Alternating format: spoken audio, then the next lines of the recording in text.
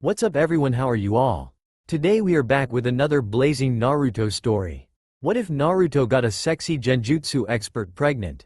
And she wasn't even awake. If you enjoy, then please like, share and do comments. And also check the description box to original creator of this beautiful creation. Tsunade was smiling. She had earlier sent Shizune to take all of her paperwork to her favorite ninja to pick on, so she could make someone else do the simple task of signing her name and stamping her seal. Yes, the best part of the whole deal was that the poor man was still utterly clueless to the fact that she was pulling this over him. Yes, poor Sai didn't get the fact that the Hokage was dumping her work on him. He had the added benefit of being able to duplicate her seals and signature almost perfectly. All of this left her with free time in her office when she was supposedly doing her work. So, for a hobby, she had started looking through the many secret parts of the room, looking for more of the messages her grandfather left behind for the following Hokages. So far she had found a scroll from him that detailed how to deal with invasions that came through the now non-existent waterfall country, and another that spoke of a legendary ninja that had led the small nation. Someday she would have to tell someone about all of this, but he seemed to be the kind of ninja lost to the record books. Ignoring the obvious bookshelves, she started looking in the secret portions of one of her filing cabinets. Sure enough, there were at least 5 compartments in there, all of which trapped and security protected. She had to heal herself from a few poison darts, but she managed to get one of them open. Well, she had at last found the stash of ICHA that Sarutobi had left behind. Strangely though, it also had markings dating back further. Still, it was a piece of Jiraiya, and she missed him dearly still. One of the other compartments had a scroll from Minato. The 4th Hokage had never truly spent much time in here. He was given the job and then involved in a war. Few if any signs had remained of him. The scroll was well preserved, and even had a lot of chakra still attached to it. Minato must have put a lot of emotion into this to have left that much of a chakra signature. Unrolling it, she came to the first line. Mina-kun, I must tell you that I loved our dinner last night. It was glorious. I am not so sad that we can share these tender moments even in the midst of war. I think that Kakashi is getting too curious about my pregnancy. He is a great friend, but he must not know of our child yet. He is a member of Anbu, and you know better than anyone how their memories can be found by the right people. Please, for my sake, send him away on a mission until we can settle this. Honestly, with how much trouble we are going to just to hide our union, you would think we could be careful with our friends. Minato, I must warn you about our child. If he inherits his great-grandfather's Kekkei Genkei, then he will have a very troubled life. Or at least if it is a he. The bloodline does not show up in girls born into the family, only the boys. You must warn him, just in case he does have the bloodline. Upon his 18th birthday, if it is a boy, which I hope I am not made aware of until he is born. Tsunade saw a lipstick mark placed here. Anyways, Minato, he must be warned before his 18th birthday. If he is a true Uzumaki, he will have it activate then. I only fear that with the rest of the clan dead, he will have to learn it himself. So I write this to you, to make sure you don't forget. Plus, I know that you are going to be Hokage for a very long time. I know I can entrust you with this. We should go out for another wonderful dinner again soon. Just don't you dare die on me out there, Minato. You might be Hokage, but if you don't come back in one piece, those Iwa nins aren't even going to compare to how angry I will be. Kushi-chan. Tsunade had wide eyes. Naruto had a Kekkei Genkei? Worse, she had no idea what it was. Digging through the rest of the compartments, she found nothing that would lead her to an answer. Shrugging, she was not too worried. Naruto was 17 still and wouldn't turn 18 until the anniversary of the Kyuubi attack. Looking at the calendar, she cursed loudly. Tomorrow was the anniversary of the attack of the Kyuubi. Naruto was turning 18, and she had less than 24 hours until this supposed bloodline would activate. Cursing, she stomped over to her desk and tried to settle her thoughts. Unfortunately they did not, and looking out the window she could see the head of Minato, the Yondaime, staring out over the village. She was sad. Minato died for this village, and thankfully some of the village was starting to accept Naruto as their hero. Sadly, Kushina was gone too, and her secrets would lie with her. She had been the last ninja from Waterfall Village, one that had been rescued near the start of the Third Great Ninja War. She had of course been found by Minato, and had most likely taken all of the information on this to the grave. Thinking, Tsunade went back to the letters she had found from her grandfather to the ninja leader of the waterfall country. It was addressed to a two-faced Uzumaki.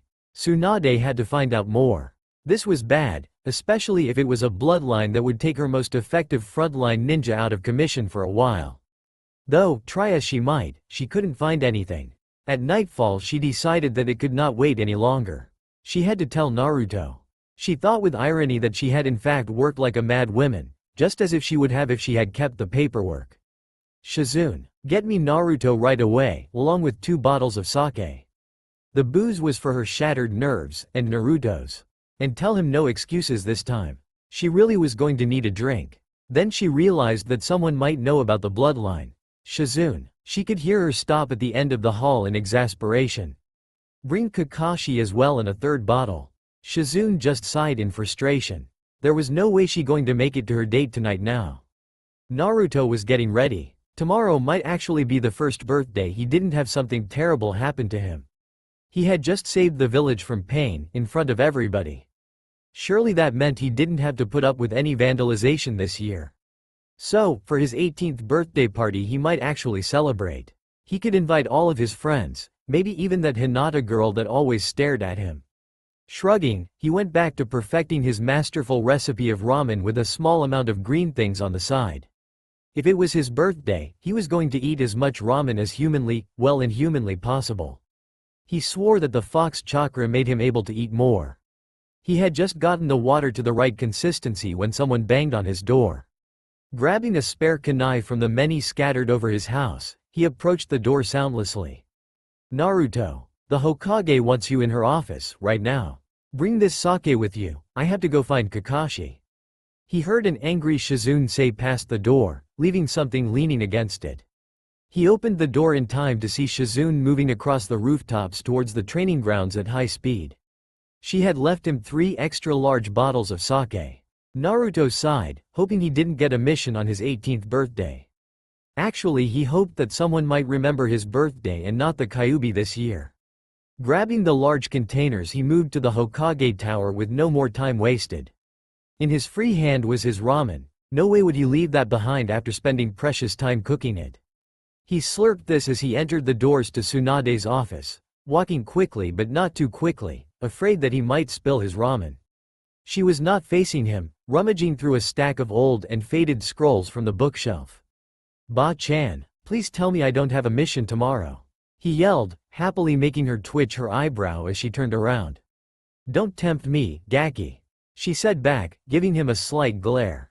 I called you and Kakashi to my office because I found out something and I hope he knows about it. It is about your parents. Naruto stopped smiling. What's wrong, is there something coming to kill me?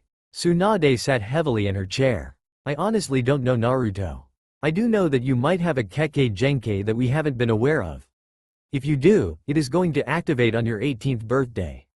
Your mother wrote your father about it, but I can't find anything that will tell me what it is or how it works, other than the fact that it only carries to the males of the family. Shizune came into the office, looking haggard. I found Anko but not Kakashi. She really does not like it when someone interrupts her training.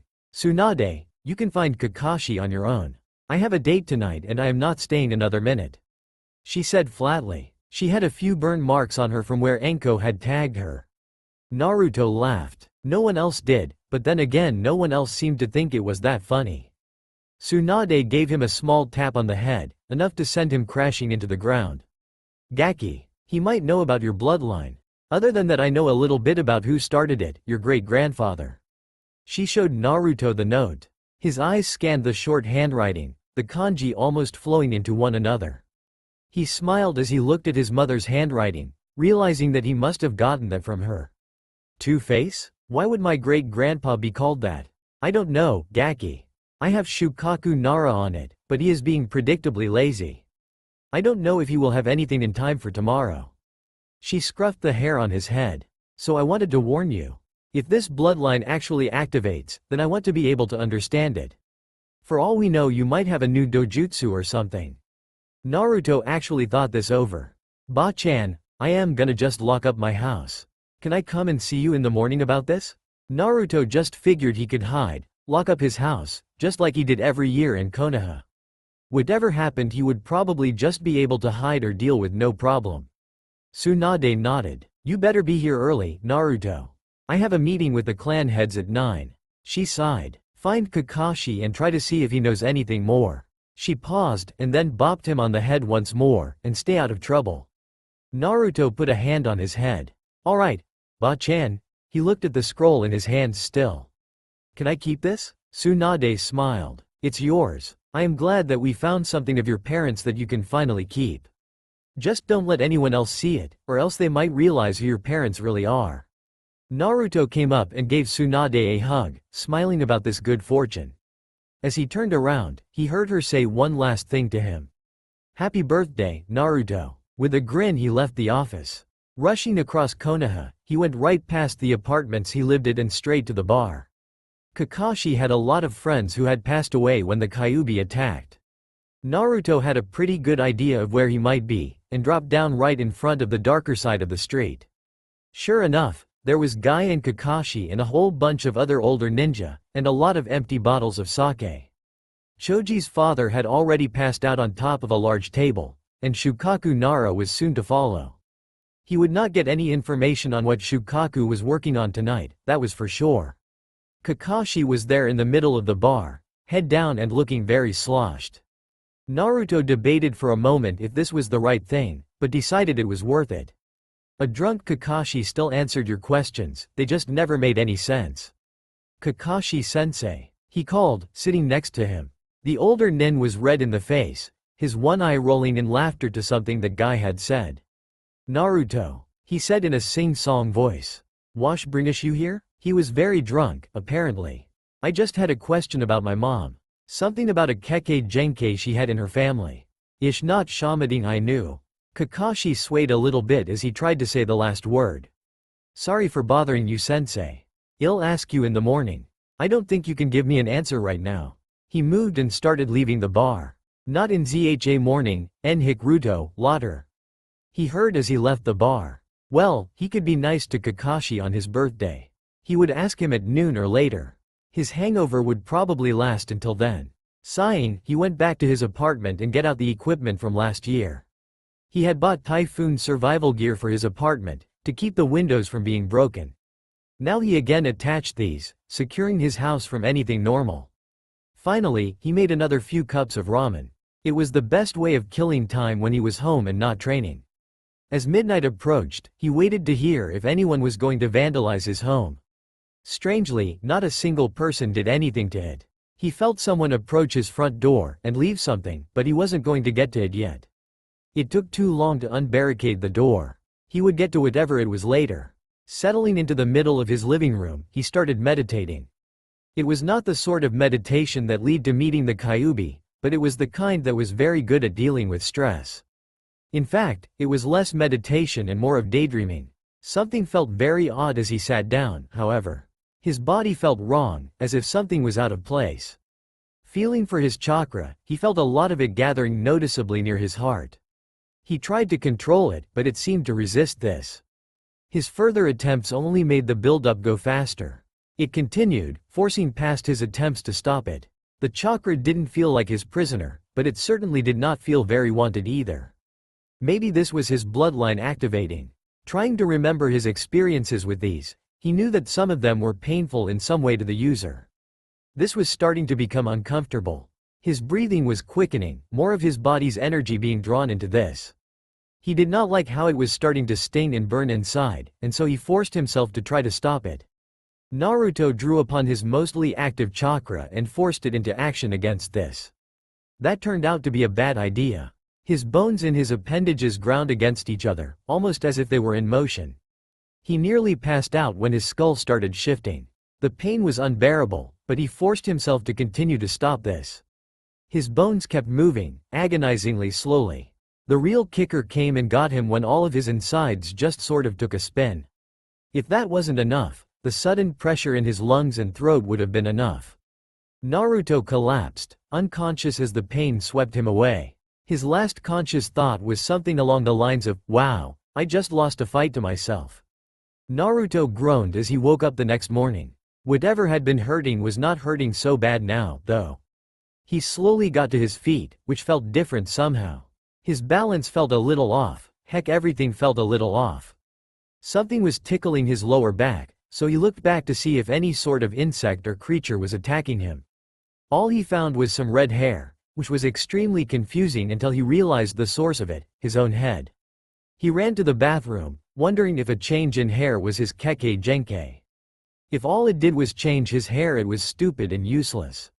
Stepping into the bathroom, he felt a couple of other things wrong, but he did not think much of it until he saw his face in the mirror. He was a girl, a freaking girl. Red hair framed a face he could almost recognize as his own. The whisker marks were hardly visible, faint outlines in his cheeks. He almost looked exactly like he did under the effects of his Wai no Jutsu, but he had to initiate that himself. Perhaps this kekkei genkei activated his own jutsus without him wanting it to. Focusing, he tried to release the technique. It didn't work. Focusing again, he put as much chakra as he could into the technique. All that this did was make his body glow with the energy he had called forth. Alright, so it was not a form of his technique. Maybe it was just a genjutsu. Looking below his face, he could see that his body was shorter and smaller, seemingly delicate and without very much muscle tone compared to what his body really looked like. Mendoku's, he said, copying Shikamaru for a moment. He froze when he heard his voice. It was very high-pitched and girly. It was completely unlike anything he had done previously. His Wai no Jutsu didn't alter his voice, it just was difficult to disguise his voice as a girl's. This was far beyond that. Whatever this technique was, it wasn't something Naruto knew. He sighed, wondering how he was gonna figure this out. Tsunade probably knew, but then again he was supposed to meet her anyway. Looking at the clock, he saw that it was 9:15. He was late. Rushing into his closet, he grabbed his clothes and realized that they would not fit someone so short. Grumbling, he grabbed some of his old clothes from deeper in the closet, pulling on a black shirt and some orange pants. Shoes proved annoying until he just grabbed some sandals and tied them obnoxiously tight. Right by the door he saw what had been left there last night. It was a small box ornamented in nice wrapping paper. It was a present, he realized. Unfortunately, he did not have very much time right now, and so he just tossed it back into his apartment. Then it was out the door and across the rooftops to the Hokage Tower. Running in this form absolutely sucked. He felt like he was going to fall over at any moment, his balance carrying him forward and making it really hard to land correctly. Suffice to say, Naruto only got to the tower a couple minutes before 9, when the clan meeting was supposed to happen. Rushing in, Naruto ran past Shizune without further thought, and just ran into the office. Tsunade was getting out of her chair, and eyed Naruto with a serious stink eye. "Young lady, I can't help you right now, so whatever it is you need just tell Shizune." Tsunade didn't recognize Naruto. This did not help at all, he needed her help to figure this out. "Stupid Ba-chan. It's me, Naruto." His high-pitched voice did not carry this well. Tsunade chose to react by punching him as was her normal habit. Naruto found that it was harder to dodge when his balance was off. With a scream and a groan, he crashed into the wall. "Ow, ba that hurt." Tsunade was grinning. Naruto brushed himself off and stood up. His healing factor was already kicking in, making the effects of the hit almost invisible. Only you could get back up so quickly from one of those. "Yeah, you're Naruto." She came over and started looking him over, making him feel uncomfortable. Then she grabbed his cheeks and pulled until his skin was stretched all the way. He cried out in pain as she let go, freeing him to try to get feeling back into his cheeks. "Well, Naruto, I would say that you have a very solid jutsu right there. Get rid of it and tell me if anything happened last night. I need to know before I go into this council meeting," she said, a serious look on her face. "But, this is what happened. I can't change back. I don't know what kind of jutsu this is, but it won't come off." Naruto whined. Tsunade sighed. She seemed to be in thought over something, and paced a little before looking at the clock again. "I have no time, Naruto. The best I can tell you is that I have Shukaku Nara on it. We can check it out later. I have to leave now, so maybe you should just stay here." She started walking out the door, and then stopped. She turned around with a manic grin on her face. "Naruto, you said that you have no idea if you can change back?" Naruto nodded. "I don't like it very much, Ba-chan. She reached into her closet in the office, and pulled out a box. Naruto, I'm going to make you an Anbu. Put this on and you can use that jutsu you are in as another of my personal Anbu guards. She started to hand him a mask with a cat face on it, but then stopped and pulled out another one with a fox on it. She smiled as she handed it to him. Ba-chan, I don't think this is a good idea. They will know it's me the moment they see the mask. His new voice was great for whining. Naruto, no one is going to think you are a red-headed girl. Even better, who is going to guess that you are actually an Anbu? As long as you shut your mouth and actually treat people with respect, no one is going to guess. She pushed Naruto out of the door. And for Kami's sake, call me something respectful. Naruto sighed and put on the fox mask, and a spare Chunin vest. At least now he looked mostly like an Anbu. Tsunade walked out and motioned to Naruto. Naruto just sighed in a girlish way and followed. The council meeting was long, boring, and hardly talked about anything important. The only thing that Naruto paid attention to was Shikamaru's father coming in very late and sitting in the back, immediately falling asleep. He didn't look like he had spent any time looking for answers to help him. Other than that, they spoke a little bit about the rebuilding of the government buildings after Pain's attack. All he had to do was sit there and look like a guardian. No one even noticed him, besides the first few glances everybody gave as Tsunade walked in at the start of the meeting. It was a very weird feeling to not be noticed. This was one of the first times this had ever occurred in his life, that he could look out and not have people judge him or look at him first. Taking in the moment, he swept his blue eyes over the clan heads. At the head of the table, there were the Hyuga and Aburame clans. Following that was the empty Senju and Uchiha seats. Going past the high table, he could see Akamichi, Yamanaka, Nara, who was hiding in the very back, and then there were a few more clans that Naruto didn't know as well. Lastly, there was the empty Sarutobi seat and then another seat that was empty, but he didn't recognize the symbol. The hardest part of being Tsunade's fake Anbu was that he had to stay still. His energetic self just wanted to escape and go train or something. He would rather meditate than sit here and watch more of this pointless babble about children and land ownership. He nearly jumped for joy when Tsunade finally ended the meeting.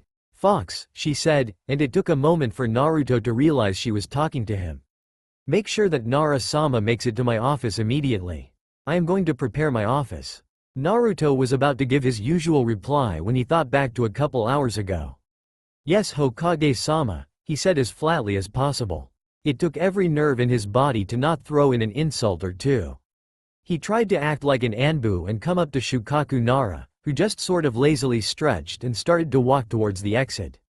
Now seeing him clearly, there were obvious signs of hangover, and a large red welt on the side of his neck.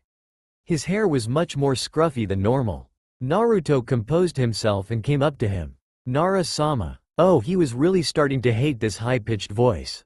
The Hokage has requested your presence immediately in her office. He looked at Naruto with red bleary eyes. He didn't seem to recognize Naruto, for which he was grateful. Mendoku's. What does she want? He said, not moving yet. Naruto wanted to groan. He decided to just stare. The Anbu he knew seemed to do that a lot. Hiding behind the mask, he was pretty sure that he could pull the silent act until Shukaku gave up. Unfortunately, the older man just stared right back.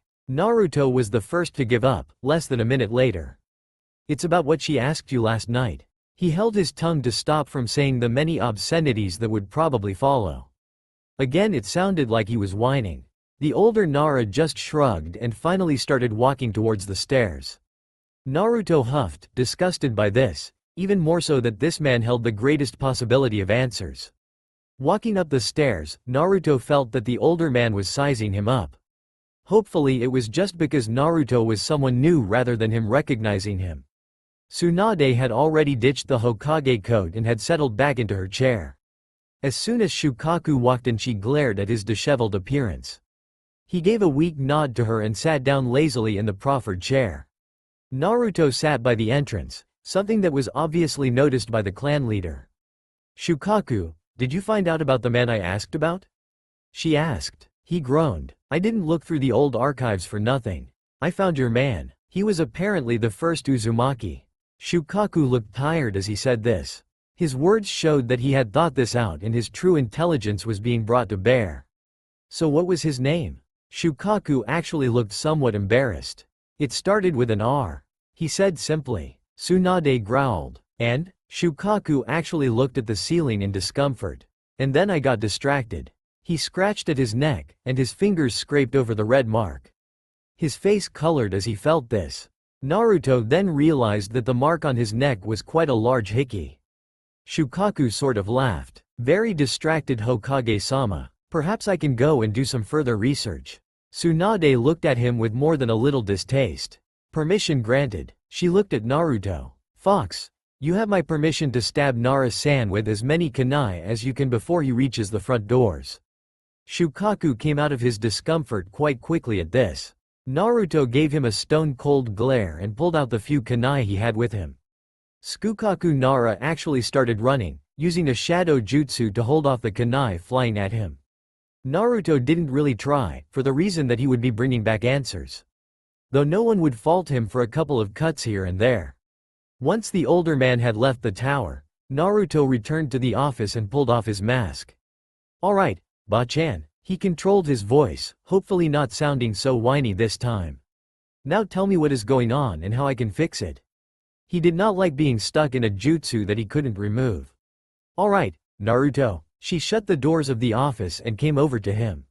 Lift up your shirt a bit so I can feel where this jutsu is being sustained from. Her hands glowed a greenish color, probably some sort of medical jutsu. Naruto lifted the shirt and felt her hand on his midsection.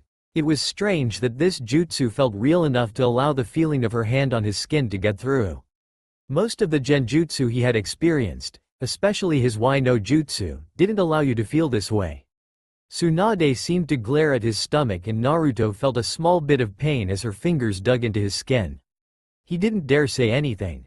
Med Nins had a habit of causing Naruto harm to test his healing factor, and with Tsunade so close he was not going to risk pissing her off by distracting her. About a minute later she moved her poking and prodding to his face. She silenced any kind of complaints with a glare. Finally she sat back in her chair, looking focused. Well, Ba-chan? He asked, feeling safer now.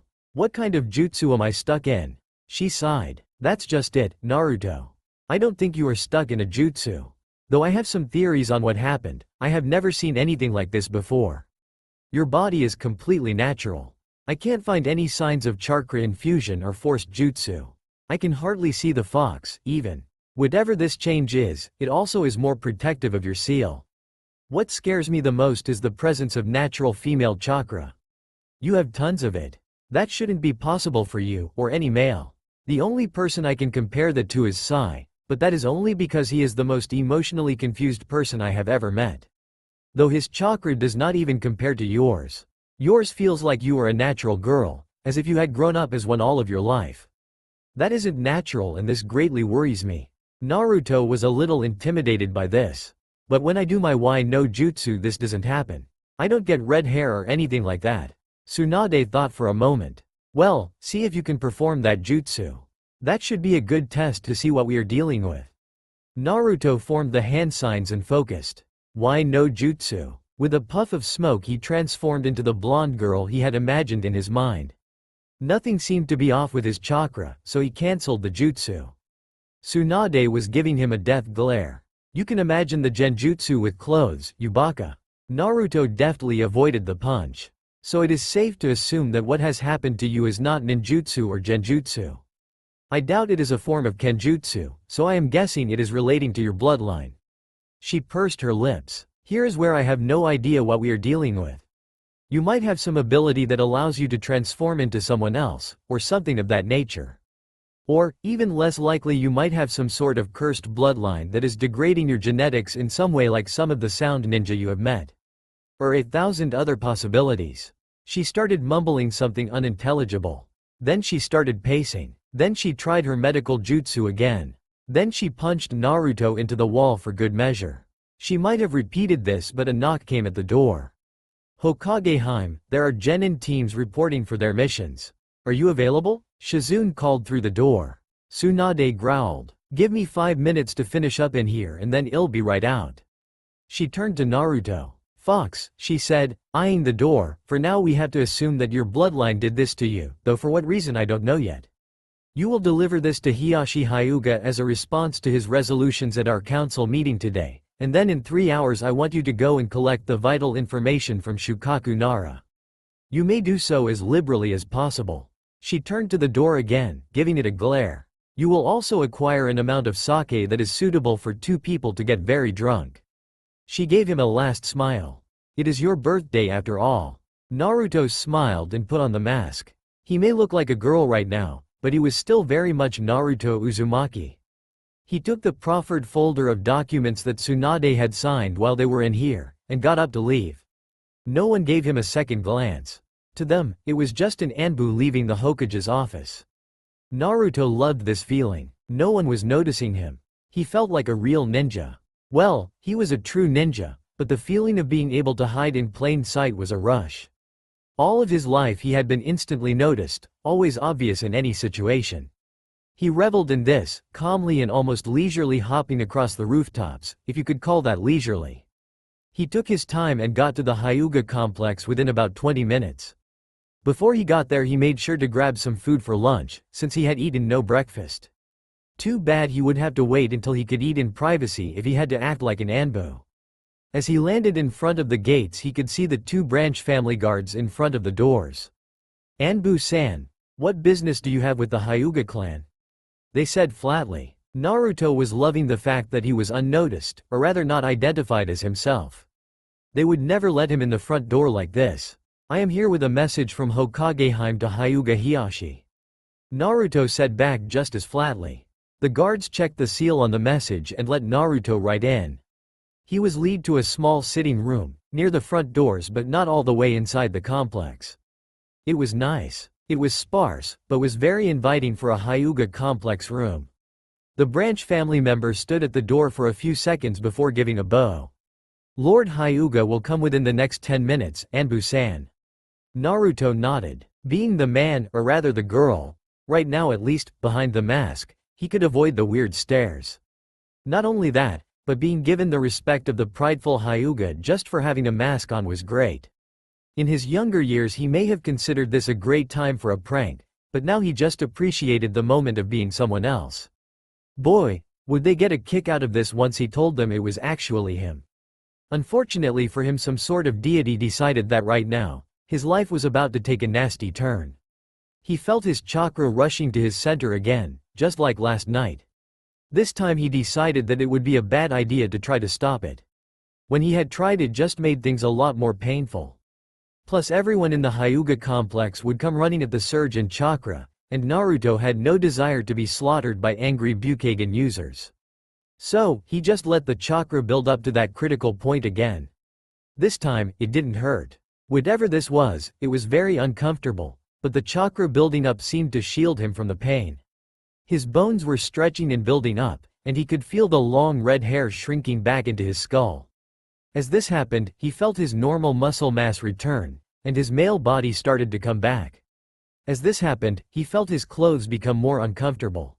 Then his height started coming back, and his shoes and pants had some difficulty keeping their form. The shoes gave in, breaking. Naruto didn't dare try to stop this. He was turning back into himself, and all he focused on was letting it happen without interference from either himself or the Kyuubi. He still didn't know if the demon knew what this was about. Finally, he opened his eyes upon his old body. The whole process must have taken a little under a minute, and felt unlike anything Naruto had ever experienced.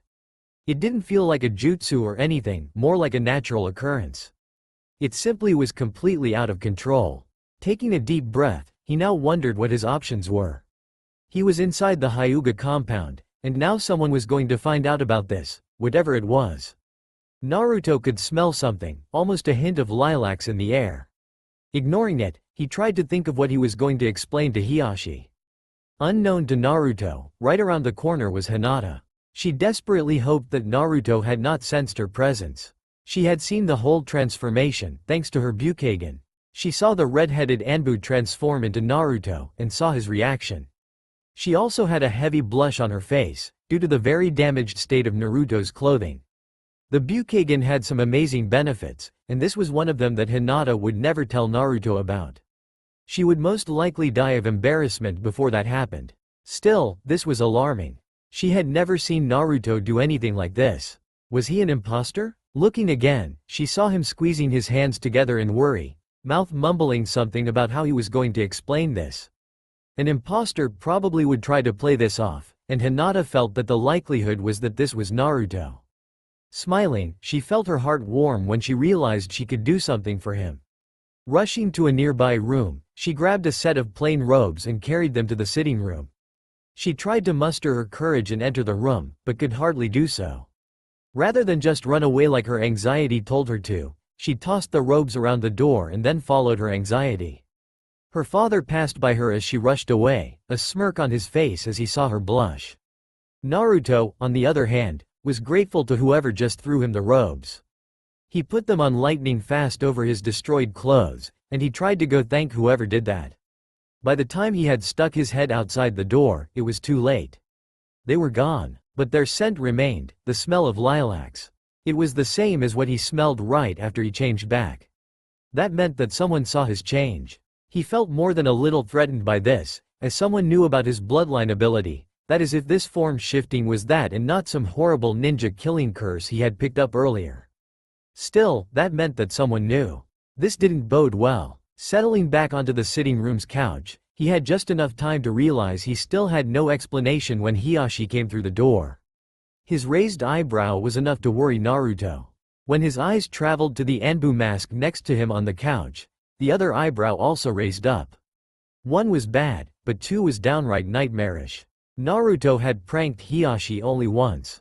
At that time Hiyashi had only raised one eyebrow and had gotten back at Naruto. He had the runs for 2 weeks straight after what Hiyashi did last time. Now he had both eyebrows raised at him. Uzumaki-san, to what authority shall I report you to for being an Anbu imposter? Is this your idea of a prank? He said carefully, his voice hardly hiding his displeasure. Hyuga-sama, Naruto forced out, trying to be respectful, this is my first day as an Anbu, and Tsunade is asking me to do some pretty weird stuff. He really hoped that Hiyashi wouldn't ask what that was, since Naruto couldn't really define anything he himself didn't understand. Hiyashi seemed to be waiting for him to continue. Well, he wasn't dead yet. She wanted me to deliver this message to you in response to this morning's meeting. Hiyashi opened the sealed scroll and looked over the contents with a careful eye. Looking back up at Naruto, the eyebrows had receded back into their normal state, which in the presence of Naruto meant he was tolerated. Or at least that was what he was guessing. So you were the Anbu at the meeting today, he said slowly. That must have been a very advanced henge to get past the door guards and the clan heads. Naruto felt his stomach nearly drop out of him. Hiyashi didn't like it, he could tell. Well, he wouldn't like an ability that was powerful enough to get through the Bukagen if he was in Hiyashi's shoes as well. He could agree with him logically, but in reality he was not having an enjoyable time. It's a new one I made, Naruto said with as much composure as he could summon. It wasn't much. Hiyashi seemed to accept it after a moment though. I have heard rumors that you have a henge that could overpower the Hokage, so this is not very surprising. Hiyashi said coolly. He seemed to be considering something, and then came to a consensus. I am guessing that the Hokage has you using this technique for some reason? He sat down across from him. Were you commanded to release it in front of me? Naruto was sweating underneath the robe. This was not a good line of questioning, and no matter what he did Tsunade would hurt him. Well, it is still experimental, Naruto admitted. I did not know how long it was going to last. I invented the technique last night, and Boss Tsunade wanted me to use it today. Naruto caught himself. So I can safely assume that she has more things for you to accomplish before the end of the day? Naruto nodded. Well, then you should reactivate your technique and carry on with your day. I am sure that you have other people to give grief to. Naruto didn't like this. He had no idea how to reactivate whatever it was that had just happened, nor did he want to. It was not a very pleasant process, by any means, and he didn't know the first place to start. Hyuga-san, I can only do that technique with a certain seal. Naruto hoped he would believe that, and I can't make it here. Can you get me out of here another way? He would do anything to keep his promise, even if it meant that he had to have some respect for this man. Hiyashi raised the eyebrow again. It is still something I can't do with hand signs. Naruto grumbled, hoping Hiyashi would just trust him. He probably already knew with those eyes of his that Naruto was lying about this. Finally the man shrugged. Alright, come with me and hide your mask. I am sure that the Hokage does not want her Anbu to be associated with you. Naruto chose to ignore the jab and follow. Hiyashi lead him with his Bukagen active, coming towards a small extension of the complex. He did some quick movements to avoid some of the other Hyuga, which Naruto followed as best he could. It was a little amazing to see the clan leader moving so quietly in the formal robes he wore. One day he wanted to learn that. He was having serious trouble with his robes making noise. Hiyashi stopped at a small window at the edge of a courtyard, his eyes searching out along the walls of the complex.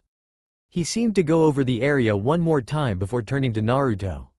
Wait 4 minutes and then jump over the wall. The way should be clear for you. You may tell the Hokage that I approve of her changes and that I look forward to more of her innovations soon. He paused. I especially approve of placing one of our most unlikely ninjas in the Anbu. Our enemies will never expect this. You may keep those robes as well. They suit you. With that, the clan leader left Naruto to his escape. As he looked in the courtyard, he saw someone coming through one of the far entrances. It was Hinata. She was looking haggard and emotional, and quite pretty. Naruto didn't really want to give up his secrecy, but then again this was Hinata. The shy girl probably wouldn't tell anyone if she saw him leaving. He moved towards her, remembering how much time he had left before Hiyashi said he could leave. As Hiyashi walked away, he noticed that Naruto had indeed fallen into his trap and had noticed Hinata. You sly old devil, he thought to himself, you'll have them together soon enough. The branch family members in his path found it odd that Hiyashi Hyuga had a mischievous smirk on his face as he continued back into the main compound. Oh well, let them have their secret thoughts about him. He would still play matchmaker whether or not they knew anything. Naruto on the other hand had no idea that Hiyashi had planned this, and he just walked up as he usually would to a friend. Hey Hinata, he said, keeping his voice a little quieter than normal. How are you? She nearly squeaked, but that seemed to be normal for her. Fine, Naruto-kun. She seemed to take interest in his robes rather than look at his face. Why are you here? Naruto scratched the back of his head. Well, your dad told me to escape from here. He said I could make it out of here without anybody seeing me. Promise you won't say anything? She nodded. See, can you do something for me then? Naruto could see her face could not have turned any more red than a tomato. Geez, that girl needed to eat some more healthy food if she was getting sick like this. Whenever she was around him he had always seen her like this. That was it. He could show her what real food was like. Hinata, how about I take you to dinner tonight? We can get you some real food. He assumed she had stuttered a yes before nearly passing out. He shrugged this off. Her fainting spells happened a lot around him too. I can come get you around 7. Is that okay? He said, standing her back up. She gave the slightest of nods, and then Naruto realized that his 4 minutes had come to an end. I gotta go, but I'll be at the restaurant down the street at 7. He said, leaping over the wall. Hinata just chose to sit down and thank whatever deity decided to do that for her. Just inside of Bukagen range, Hiyashi smirked. Then he reached into his robes and pulled out a very small victory fan, small enough that the other family members might not see him waving it like a lunatic. Unfortunately, Hanabi chose to interrupt him. Father, what is that for? Hanabi asked. Hiyashi composed himself as best he could, but even his best efforts could not get rid of his smirk. I just avoided a midlife crisis, Hanabi. It merits some form of celebration. At the edge of his sight range, he felt Naruto jump the wall and Hinata appeared to start praying to something. Well, as long as he could get his girls married off at some point he would avoid a midlife crisis. If scaring their potential love interests happened to be a side effect, then all was well. Naruto found Shukaku Nara sleeping. He didn't hit him or poke him awake, though. Right next to him, folded around what appeared to be a cheap wrapping paper, were a number of scrolls labeled for the Hokage. At least 3 were inside, and Naruto nearly jumped in glee. Maybe this would have the answer. If not, he would still learn about his grandfather. He took the bag and returned to the Hokage tower, this time dressed in clothes he had gotten from his apartment. Wearing a Hyuga robe was generally not a good idea if he wanted to conceal where he was the morning. He had to wait in the office for a while, though. A few dignitaries had come to see the Hokage, so he had to wait until they all finished. By that time it was around 5 in the afternoon, and he was itching to get some answers. The office doors opened and deposited a few heavily robed figures, all from the daimyo's palace. You could see the symbol emblazoned on nearly everything they wore. Gaki, get in here. Tsunade was positively confused by his form.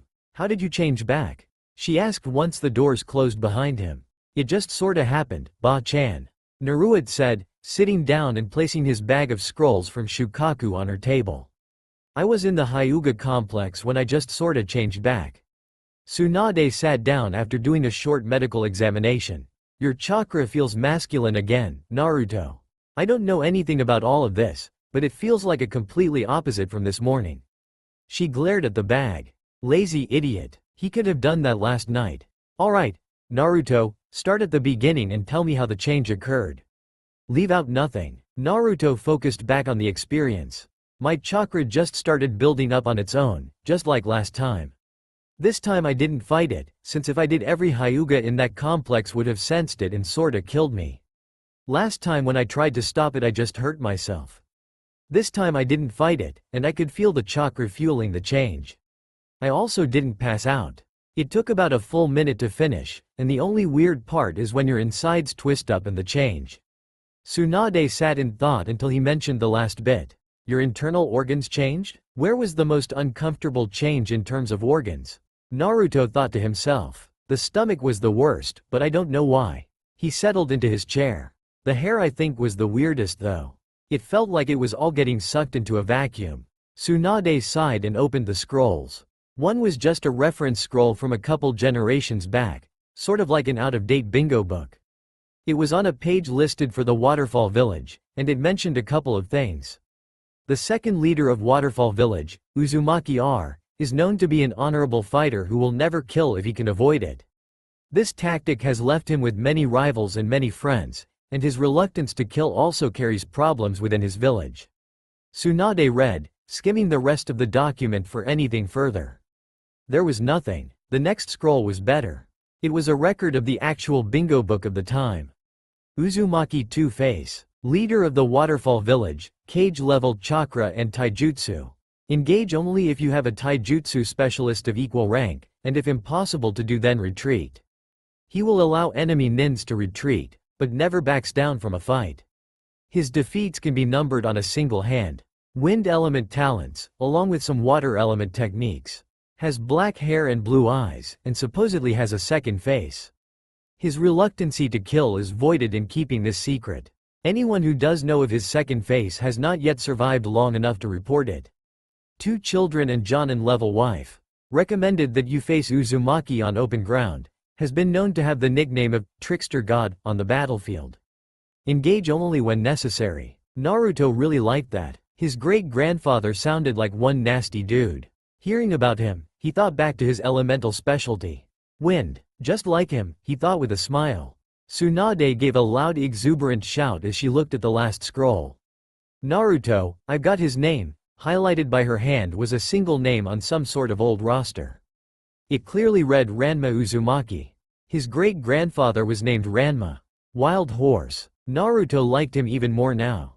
He had awesome abilities and he had a cool name. Wait, that didn't tell us anything about his bloodline. How are we supposed to learn anything now? Whatever his bloodline was, it chose at that time to act up. He could feel the chakra rushing to his center, like last time. Ba-chan, it's happening again. He groaned as the change started happening, starting at his head and moving out into the rest of his body. His muscle mass shrunk and almost melted away, corresponding to the red hair that came tumbling out of his head. His body shrunk, his feet leaving the floor as he lost height and weight. He felt Tsunade put her hands on him at this point, but the feeling of his body changing didn't stop. His organs then did their twisting, bringing out another groan of discomfort. He didn't dare try to stop it, as the pain from having all of these changes would stay shielded from his mind if he just left it alone. His bones shrank, and he could feel his skin readjust to himself. It was over in the same amount of time, just under a minute. Naruto just leaned back into the chair and took deep breaths. Tsunade still had her hands on him, hands glowing green from the medical jutsu she was using. She held Naruto down for another couple of minutes, and then let him sit in peace. Gaki, she said, that was way more informative than a bunch of scrolls. Your chakra shifted its polarity completely. It went from male to completely female in the space of a couple minutes, and it was all fueled by your chakra. Naruto, the reason we can't figure it out is because it is actually something your body is naturally doing. Naruto, I think that this is for sure your bloodline. She reached under the desk and pulled out a container of sake and started pouring both of them glasses. Now we have figured it out and can drink on it.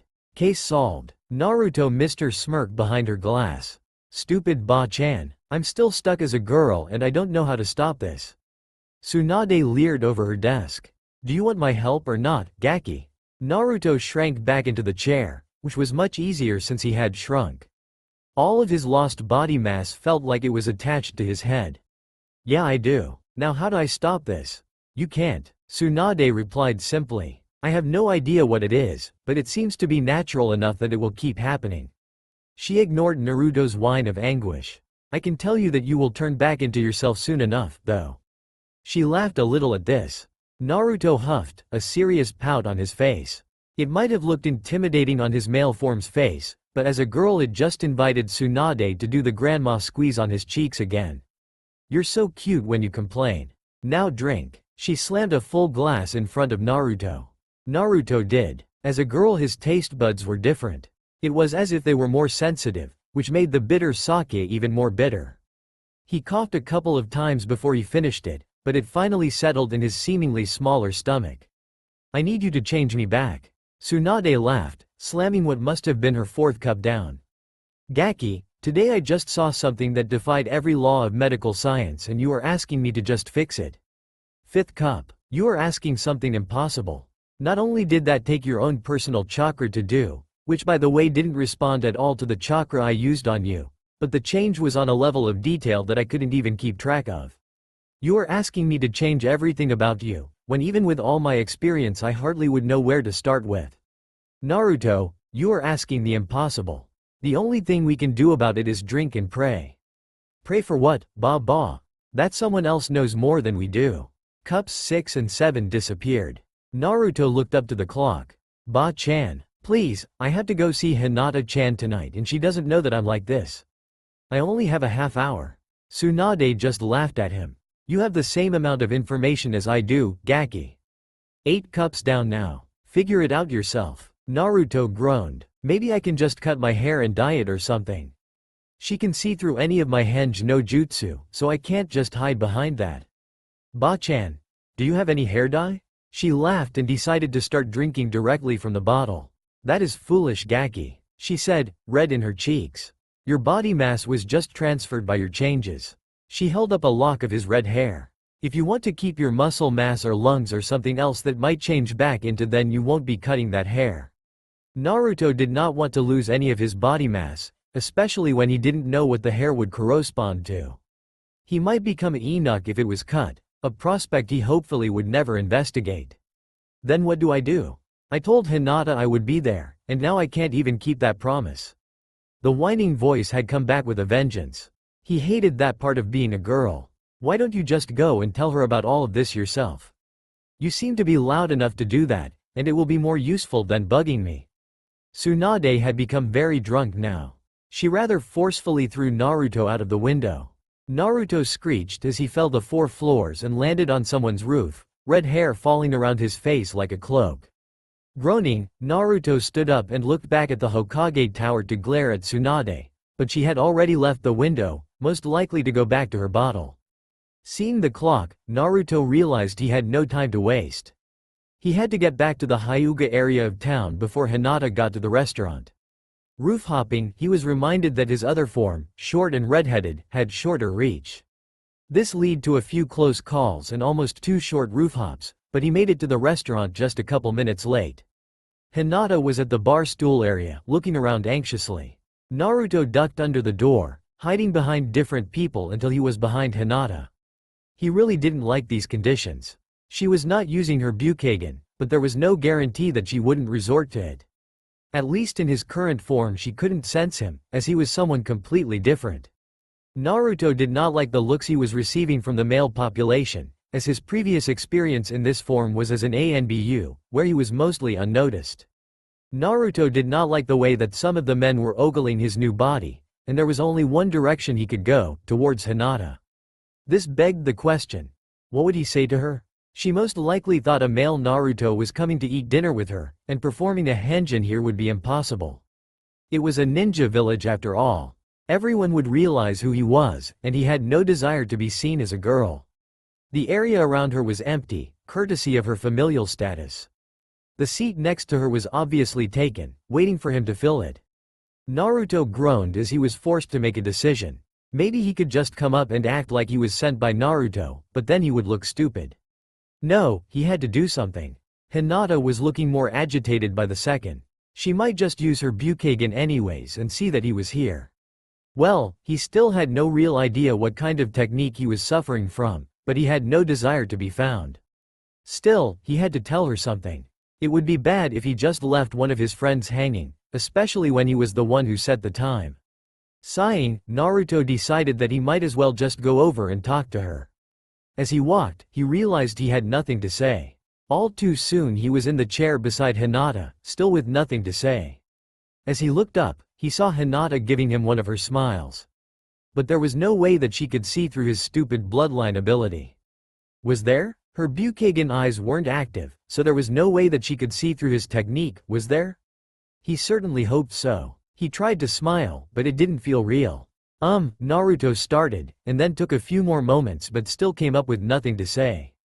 I was sent here to give you a message. He blurted out. Hinata just looked directly at him with complete focus. It was slightly unnerving. There was a hint of red on her cheeks now, for some reason. What is the message? She asked hesitantly, hands clenched. Man, she was really worried about this. Naruto wanted to say that the, Hokage wanted him to do a special mission, and, he couldn't make it. Naruto really hoped that anyone within earshot would just forget what he just said. He felt like the most stupid person on the planet. Hinata on the other hand just started at him quietly for a moment. Can I give you my answer outside? She said hesitantly. I don't feel comfortable saying it here. The last was a whisper that Naruto barely heard. Naruto shrugged. He had no desire to be seen like this with Hinata. Bad enough for him, but for a Hyuga he had no idea how they would take it. Naruto let himself be led outside to an alleyway, where Hinata started to pace around the small area. Naruto didn't want to say much of anything, fearing that she might just go off on him.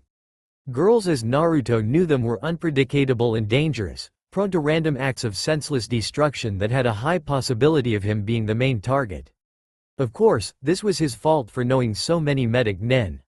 Finally Hinata came over close to Naruto. She was even redder in the face. Then she hugged him before he could do anything to defend himself. She smelled like lilacs. Like he would try to defend himself from Hinata, he surmised. He never really tried to dodge Sakura either. I saw you change today, Naruto. I know it is you and I want you to know that I will help you when I can. Naruto was stunned. She knew? How could she know? Then it came to him. The smell of lilacs right after he had changed in the Hyuga complex. She must have seen the whole thing. Before he could ask, she pulled away and started running away. Naruto could feel his cheeks heat up, and finally something clicked. She must have known with her eyes, since she had a bloodline ability as well. He reminded himself to make sure to talk to her about this, maybe for some help. Tsunade wouldn't mind that, he thought. She already knew, so what was the point of hiding that? Hinata, but Naruto saw that she had already ran off, straight to the Hyuga complex. He hoped because of her shyness. She had just told him that she would be there to help him, so that meant she didn't run away in fear or anything. Thanks. He started walking back to his own apartment, a lot on his mind. He walked slowly, thoughts on the forefront and not noticing the man on the rooftop observing him. Everyone in the Hyuga complex would wonder why Hiyashi came back from his spontaneous late-night errand holding a victory fan. Of course, the custom was to not disturb the clan leader on topics that were sensitive. This topic was rather sensitive, and no one dared to ask. Hinata herself spent the rest of her night with a large blush on her face and hiding in the least populated wings of the complex. Of course, Hiyashi could see that she was pacing around the area, thanks to his Bukagen, and her smile never left her face. Hiyashi just waved his victory fan around a few more times for good measure. Naruto got back to his apartment and found the present he had tossed back into his apartment this morning. Now he had time to investigate his birthday present. It had a small card on top and was wrapped in white paper. It was simple and elegant in its design, a soft flower petal on the paper. He gently picked it up, finding it lightweight, and set it down on his table. Someone had put a lot of effort into this, judging by the perfectly folded seams. He carefully removed each piece of tape, savoring his first real present in almost 3 years. With a bit of relish he removed the paper without breaking a single inch. It paid to be a highly trained ninja sometimes. Finally he pulled out a simple white box, 2 feet long and 6 inches deep. There was a note gently taped to the top of it, perfectly lined up with the corners. From Hinata to Naruto, was written in flowing kanji, in a very fine script. Naruto smiled even more. She had promised to help him with this aggravating bloodline ability, and she had given him a birthday present. He took a moment to think about it, but then noticed that his eyes were tearing up. He had to pull back from the table to keep from getting tears on Hinata's present, and once that was done he tried to stop crying. This didn't really work all that well, weird feelings and emotions conflicting in his body. For a moment he even started shaking as if he was afraid, but he didn't feel any source of fear. Why am I crying? He tried to just close his eyes and make it go away, but his emotions rose. It racked his body, causing more of the small convulsions as his tear ducts emptied themselves. What is this? He yelled, more to himself than anyone else. His voice came out sort of strangled. Finally he just gave in and let the emotions run through him, figuring that this must be some sort of bloodline problem. When it was finally done, Naruto came back to the table. He felt weak, like he needed to be somewhere safer than this. It was disgusting to him, but he just pinned it on this bloodline. He finally got to open the present, which was still on the table. Inside there were layers and layers of small origami persons, each painted different colors. In fact, each one was painted to look like someone he knew. Picking up each one, he could see Sasuke, Sakura, Kakashi, and everyone else. She had even included those who had already passed on, as he picked up and examined the origami person for the third Hokage. None of them had faces, but each had other things that made them individual and distinctive. Finally he found the one of himself, which was right in the middle. Orange dominated it, and it was the only one that had a face. It was a simple smile, with 3 whisker marks on each side. This must have taken many hours of study and practice, even to do one of these characters. With care he placed each of them back in their box, each standing in groups based on team and how much Naruto cared about them. The original configuration was very close to this. Then he saw that there was one missing. He searched through all of them again, but could not find the personage for Hinata herself. Why did she spend so much time on everyone else's and not do herself? This seemed wrong to him somehow. Carefully he took the small box to his room and placed it on his shelf near his bed. The paper that came with it he folded and placed into a cupboard, as something nice he could use later.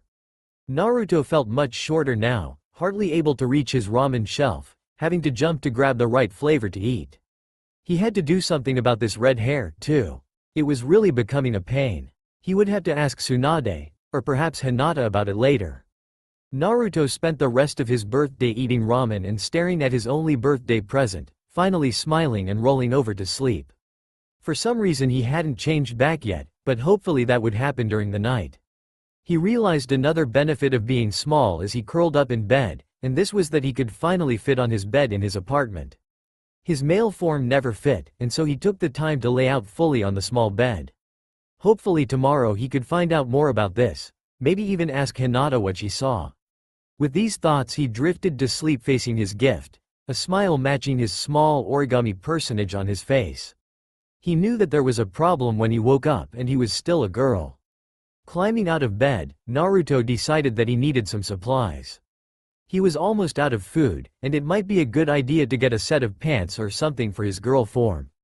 All of his other clothes really didn't help very much for this. So he got around to eating what was left in his cupboards, and then left his apartment under a henge no jutsu. Tsunade had told him to keep this whole bloodline ability a secret, so he waited until he was in an alleyway a mile or so away from his house before dropping the jutsu. He realized something else as he began shopping. The store owners seemed to drop the prices for him, especially if he smiled. This came in great handy when he bought his cases of ramen, as the discounted price really helped him save. Oh well, he had no idea why people were being this nice to him. He just would smile and keep going. As he kept moving through the storefronts, he caught sight of some of his friends. Kiba and Shino were walking along, with Kiba's large dog Akamaru, and behind them was their old Junin sensei and Hinata, who appeared to be talking quietly. They must have been on some sort of short mission, judging by the light armament and the signs of effort on Kiba's part. Naruto was about to go and say hello, but then remembered that they wouldn't know his face. So he just sat back and waited for them to pass. Fortunately, Hinata saw him and broke off to come to talk with him, under the cover of inspecting the store that Naruto had ducked into. She came up to the same part of the aisle and spoke very quietly. Naruto-kun, she said, looking at her hands, which she had clenched together in what seemed to be agitation. Good morning, Hinata, I wanted to thank you for that present. It was amazing. She blushed in what he hoped was in response to his praise. But why didn't you make one for yourself? She continued to seem agitated. I couldn't decide on how I should look, and I ran out of time. She stuttered. I finished yours last, instead of mine. This was said quietly, but with a lot of positive emotion. Naruto smiled. I really liked it. Then he scratched the back of his head in more than a little discomfort as he tried to find out how to ask his next question. Her agitation seemed to rush this. Can you help me out with something? Sure, she said very quickly, with a big smile. I need help finding stuff for this form. Well, none of my clothes fit when I'm like this. Naruto said with as much agitation and discomfort as Hinata had experienced earlier. He didn't really enjoy having to ask questions about himself when he was like this. In fact, he had skipped showering this morning because of how uncomfortable it was to be in this form. Hinata nodded and pointed to another store. I like this one, we can find you some clothes there. She gave him a strange look. Maybe something for your hair as well. Naruto gave her a confused look. What about my hair? The loose red just sort of hung and stuck all over the place. Hinata smiled again, almost as if this was a joke. Having long hair is like having a good weapon. She said rather quietly. You have to take care of it. We can find you something to keep it out of your face as well. Naruto looked at Hinata's hair. It was long and very dark colored, but more importantly it looked perfectly straight. It was combed and had small braids right on the side of her face, which appeared to keep the hair from getting into her eyes. He had never really looked at Hinata this way before, and he found it very pleasing to him, though it wasn't the same as when he looked at her when he was in his male self. There was a sense of almost enviousness of her hair. But Naruto didn't really think that way, I mean he was a guy. Hinata's hair looking better than his didn't really matter to him, right? Hinata answered this question by pulling Naruto's hair out of his eyes and tying it back behind his head. Naruto felt a little better about this, right up until he felt his chakras start spiking. It was the change, and it was happening again. He groaned. Hinata, I have to get out of here, it's happening again. He knew he had only seconds. With Hinata's help he made it to a changing room. Not long after that the changes hit him, the bones shifting, the hair shrinking, and the major discomfort of his organs twisting around. The last was his voice and throat changing back, at which he groaned again in pain. All through the process Hinata was holding him up, keeping him from falling over and being seen by other people in the changing rooms. She was watching him with her Bukagen, breathless as she observed the technique. Naruto waited until it was all over before he took a deep breath to recover. He looked over to Hinata, expecting intrigue or outrage or some sort of reaction to his transformation, but she just stood there calmly, a small smile on her face as she simply waited for him. This was surprising to him. She must really have seen him transform the last time if she was not at all shocked to see something like that. Are you alright now, Naruto-kun? She asked him, letting him go and standing a bit further from him. Why yeah, he replied, voice a little shaky from the transition. So, do you think I am some sort of perverted person now? He asked, feeling very embarrassed about this. And no, I would never. She said, shaking her head and surprisingly not stuttering. I actually found it interesting. Really? He said, almost too loudly. Did I just hear Naruto? Someone asked in the changing rooms, sounding oddly a lot like Shizune. He turned bright red in discomfort, knowing that he was in the women's changing rooms. If she caught him in here, he would never hear the end of it from Tsunade. Help me Hinata, he whispered. I have to get out of here or I'm going to die. She hits like Tsunade. Hinata got rid of her blush and started to focus. Can you hinge into a weapon or something like that? Maybe I can sneak you out that way. She sounded like Neji as she dictated this, calculating and effective. Naruto nodded and made the hand signs to Henge no Jutsu, using as little chakra as he could. He changed into the large star-shaped kunai that he and Sasuke had used to defeat Zabuza the first time. This Hinata smiled at and put the weapon on her back, quickly moving to escape this place. Shizune was in face there, and seemed to be on the lookout for him. He was very happy when Hinata made it out the doors to the shop, and headed for a suitable place for them to change him back. She moved quickly, not inciting any attention as a true shinobi should, but at the same time she moved almost as if she was the most confident person in the world. Unfortunately, she ran into someone on the way. Naruto could feel her freeze up as she was addressed. "Hinata, are you finished with your mission already?" He could feel her shaking. It was probably fear. He was shaking right along with her. He could hear Hiyashi. The one single person he probably feared most was here, and he was in a very precarious position on her back. If Hiyashi saw that Naruto would be fish paste in the dirt before he knew it. "Why yes, father." He heard Hinata saw. "I am just on my way to deliver something before I come home for training." "Ah, then I shall plan accordingly. You have too much to learn wasting time out here. Finish quickly and I will meet you at the usual training field," Hiyashi said, rather cordially. Hopefully he wouldn't use his eye technique. If he did, Naruto would be in the open and very vulnerable. Worst of all, Shizune was behind them too, and if he changed out of the henge in front of her, she would know for sure that he had been in the girls' changing rooms. Either way, Naruto felt very uncomfortable right now. Thankfully Hiyashi had no more to say. Hinata turned to go another way, giving Naruto a good view of Hiyashi as he walked away. He wasn't facing him, but he still felt like the older clan leader was watching him. Hiyashi also seemed to be carrying a rather large victory fan, for what reason Naruto would never know. Thankfully Naruto couldn't read minds, because if he could read Hiyashi's mind, he would see a party going on inside. His steps towards preventing his midlife crisis were very successful.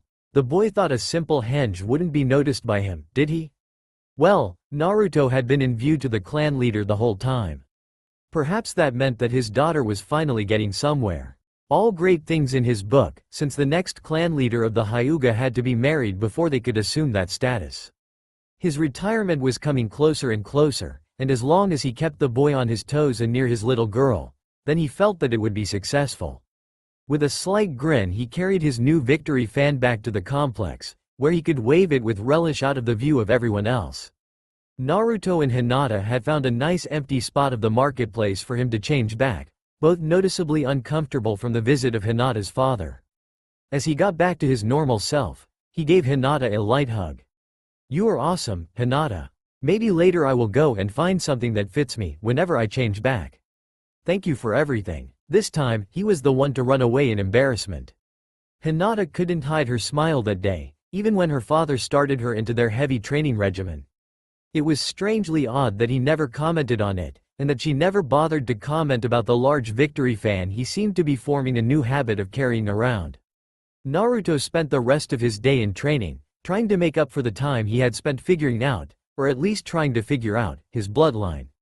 It seemed to have no effect on his ability to fight, no signs of anything being off in his chakra. If anything, the only sign was the change in how much effort it was taking to contain the fox. It seemed like he was having an easier time keeping his mind clear of its influence.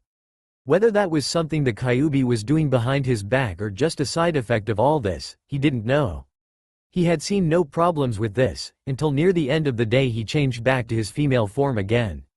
He had absolutely no control over it. Even the least bit of chakra he put into the effort brought pain.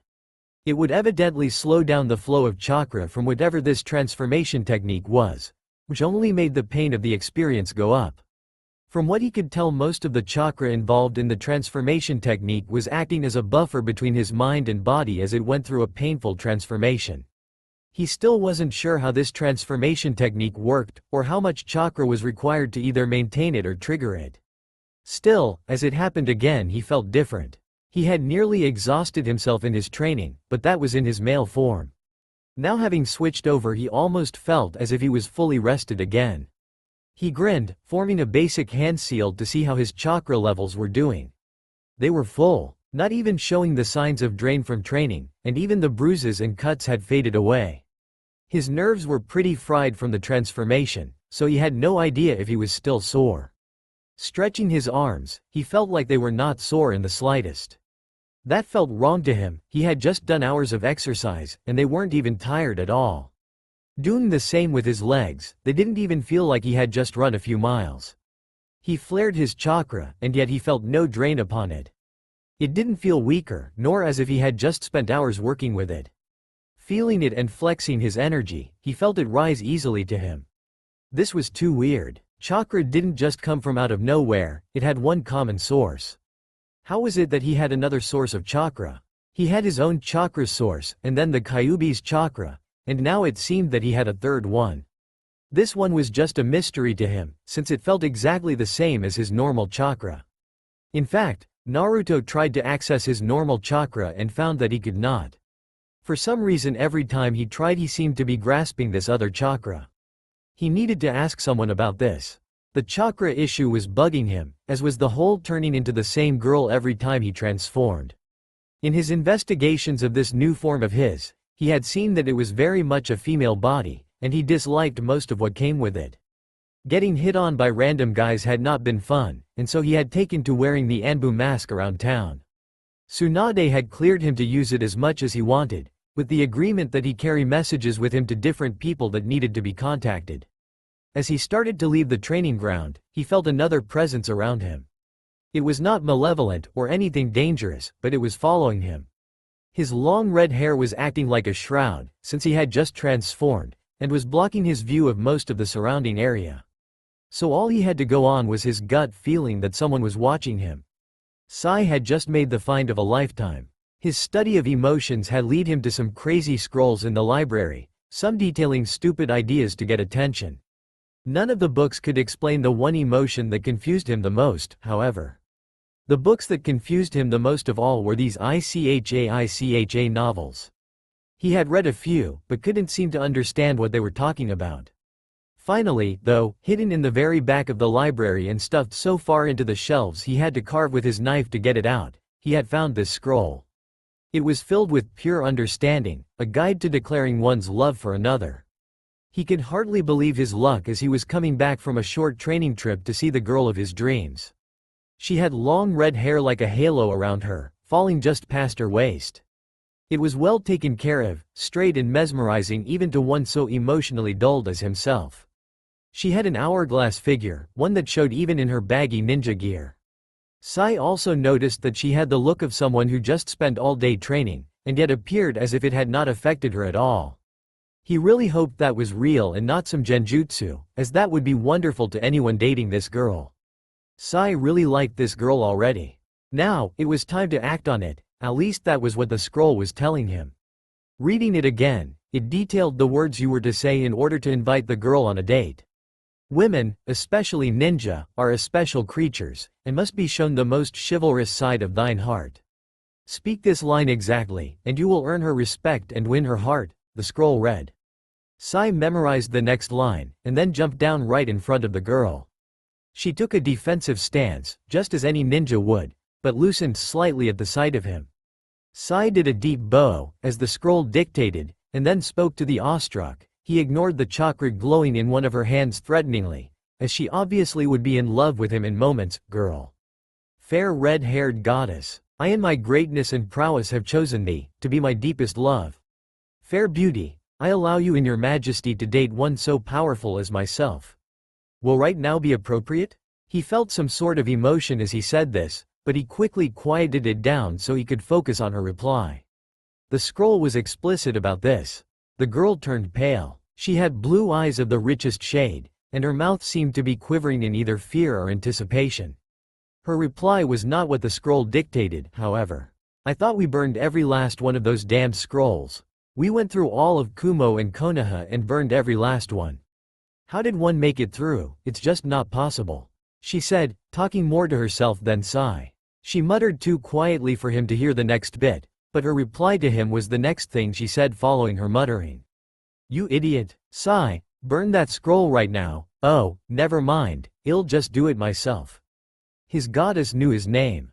That made the next required response much simpler. She already had his name, but he still needed to know hers. even if the scroll said that the only name that mattered was the one you gave her. He had no desire to burn his scroll, it was teaching him the ways of true love. I refuse, fair maiden, for thou hast not given thy name to me yet, he said, going with what he had read on the scroll and his gut feeling. She responded by beating the crap out of him. Punches rained down upon him, and she grabbed the scroll soon after Sai went down to the ground. He did not strike back, no, he could not strike back at his red-haired goddess. She pulled out the scroll and burned it with a strong fire jutsu that left a crater in the ground. Turning back to him, she glared. If you know what is good for you, forget that you have ever read that scroll. It is one of the most destructive things I have ever come across. She aimed that ball of chakra at him that looked curiously like a wind jutsu. And if I catch you trying to do this to me again, I will have you put in the hospital for a month. From there she ran off, her beloved red hair flying around her as she took to the trees. Sai just reached into his bag and pulled out one of his copies. Whoever this Kuno person was, he was a genius. His scroll said that if the woman that you declare your love to causes any kind of physical damage to you, it shows that they accept, but are bound against loving you openly in some way, and require more effort to obtain. He kept his scroll on true love, courtesy of Blue Thunder Publications, hidden for now. He would pursue his goddess as soon as feeling returned to his legs and nearly broken shoulder. Naruto's heart was beating rapidly as he ran away from Sai. Half of the 3 years he spent with Jiraiya had been spent hunting down and burning these stupid scrolls. The publisher and author were the same man, a guy named Kuno. He was secretive, well hidden, and his publications had gone throughout most of Lightning and Fire Country. It took a while, but they hunted down the scrolls. They had never found the person making them, as he was always hiding somewhere the next time they got his trail. The worst part of the whole deal was the fact that this was one of Ichi's direct competitors, and in terms of Jiraiya and his weird concepts on love, these scrolls had to be put down. Sai, of all people, found one. He was the worst person to find such a scroll, with his misguided understanding of emotions. He always trusted in books and scrolls way too much for his own good, and now it was showing. In the hands of someone like Sai, these were dangerous. Naruto tried to remember what the scrolls taught, but most of it was in the speech of nobles, and had words that he never bothered to learn the kanji for in the academy. He nearly coughed up a lung when he remembered what some of the scrolls said. He had played right into Sai's hands. If the girl, which right now was him, responded with violence, those scrolls urged the user to go after them even more. Naruto blanched as he thought about the other stuff Jiraiya had told him about the scrolls. Some people had gone to great lengths to show their ideas of love, even to the point of large public showings of their declaration of love. Walking back to Konoha proper, Naruto tried to calm down. He was the target of a lovesick Sai. He didn't even know how to respond to that. He would probably look at violence as an acceptance of love, which was just sickening. Naruto would have to get rid of him another way. He had no idea at the time, since everyone else who had possessed the scrolls in the past had been suitably insane, unwilling to budge once they had found a fixation for their love. So now Naruto was the target of Sai's fixation. This was just wonderful. Coming towards the Hokage Tower, Naruto felt more drained than normal. Having been holding a Rasengan that entire conversation with Sai, he could feel the drain on his chakra reserves. It was weird that they felt smaller than normal, and after his run-in with Sai they felt at about half strength.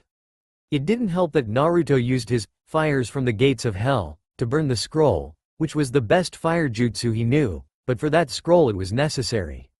It had to be burned, and most of them were made with chakra-resistant paper, making them hard to rip and burn. People were getting used to the new Anbu with the fox mask, who they let right in. Tsunade was in a meeting with a few of the genin teams as they were checking back in with their completed missions. Naruto just had to wait by the door until she was done. "Gaki," she said, "what is it now?" Naruto just jumped into his usual chair, one by the wall and not within easy range of her fists. Sai found a Blue Thunder Publication scroll. Tsunade's face scrunched up in a combination of rage and agony. She had been one of the first victims when they were first being published. "He is fixated on me. On me." Naruto groaned in frustration. "I don't even know what to do about it. Of all people, he is going to take everything that scroll says literally. Ba-chan, what do I do?" Tsunade paced. I almost killed mine, and then used a memory seal to remove me from his mind when he got too pushy. I don't know what that scroll does, but it fills the reader's mind with delusions of love. Sai might be a bit harder-headed than that. She sighed, looking at one of the small pictures of her and Jiraiya when they were genin, sitting on her side of the desk. The spot where Orochimaru had been in the picture was replaced with someone cut out of an ICHA book. Jiraiya would know what to do. Maybe even find the person responsible for this. She had a sad look on her face. I was with Jiraiya when we started trying to find this guy. He hides better than most people, but he leaves very few trails to follow. Not to mention if Sai keeps following me around he is going to see me transform. What then, Ba-chan? She shook her head. I have been thinking about that. You really need to know how to change back and forth effectively. Though I have already thought of a few ways to use that new face of yours. Naruto grimaced, hoping she was not talking about girly stuff. Oh, don't worry about it. I was just thinking about using you for strike missions where we need to kill someone with no trace. Either that or I could send you to kunoichi training if you really want me to. She just let that hang, enjoying the look of horror on Naruto's face. Ba-chan, you can't do that to me. He whined, using his girlish voice to the best effect. I can't be a kunoichi. You know that I could never even do anything like that. I am still debating it just to shut you up, Gaki. She grinned. He'll even make Hinata do it. Of all the people Naruto had to choose from for that kind of training, he would never choose Hinata. She was the one person he could count on to help him in all this, and he did not want her to be drawn into all this. Ba-chan, I respect Hinata too much to have her do that. Tsunade nodded. Then it's a good thing I have a mission for you. What, really? Yes. I am sending you with whoever you decide to bring with you to go and investigate the old ruins of the waterfall village and find anything that can help you understand your bloodline. If possible, I want you to do this and get back to Konoha in a month. You are to leave immediately. So, go and pick your assistants. Oh, and make sure you bring back some of Waterfall Country's signature sake. I hear that it is quite good. Then there was a knock on the doors of the office. Tsunade just yelled at them to come in. It was another of the Anbu, who seemed agitated. Hokage-sama, Iruka has desecrated the Hokage monument's cliff face. Tsunade turned from her chair to look up at the monument. Someone was hanging from the top with what appeared to be a can of paint. He was not writing anything on the faces of the cages, but was instead writing some very large kanji above them. These kanji clearly read, "Hikari, will you marry me?" He was finishing the last kanji as they looked at him. There were cries of delight from the female population of the village at this, and groans from the male population. Proposing to women just got a whole lot harder. Tsunade just laughed, and Naruto felt something weird, but he just pushed it down and associated it with his girlish form. Let it stand, Tsunade said. I want to see if she accepts. Hikari was another chunin from Iruka's age group, someone that Naruto had only met a couple of times. Get going, Gaki. I expect you to be on the road before that girl reaches the monument. Naruto ran. Tsunade in a happy mood would quickly lead to a drunk Tsunade and a very much in pain Naruto. So, he left, as did the other Anbu, both sharing a look that the other knew exactly why they left. Where is my sake? This only convinced them to run faster. Naruto was now faced with trying to get Hinata to go with him on this mission. This meant trying to get her out of her family's complex, and to come with him on a mission with no clear goals or parameters besides be back in 1 month. Also worrying was the fact that he hadn't changed back yet, and it was well past time for him to change back into his real self. It had been a while since changing, and strangely his chakra reserves still felt pretty low.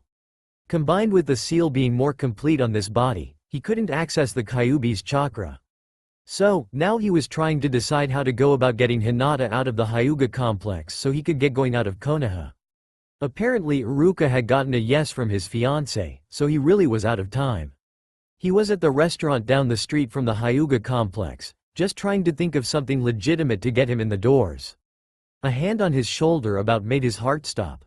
Hiyashi Hyuga was standing right there, with one eyebrow raised.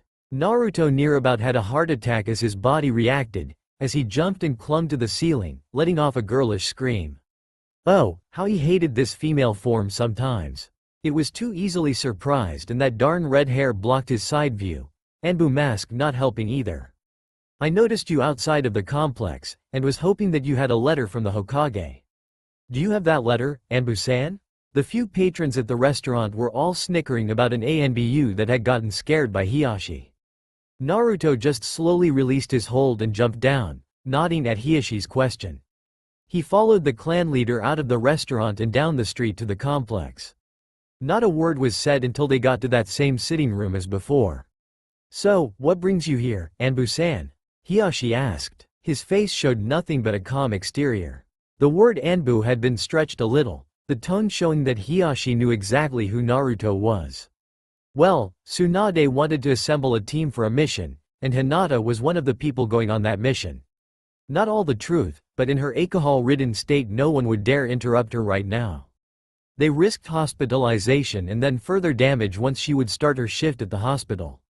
Ah, Hiyashi said coolly. What is the mission? You realize that as the clan heir she cannot be released onto a major mission without clan approval.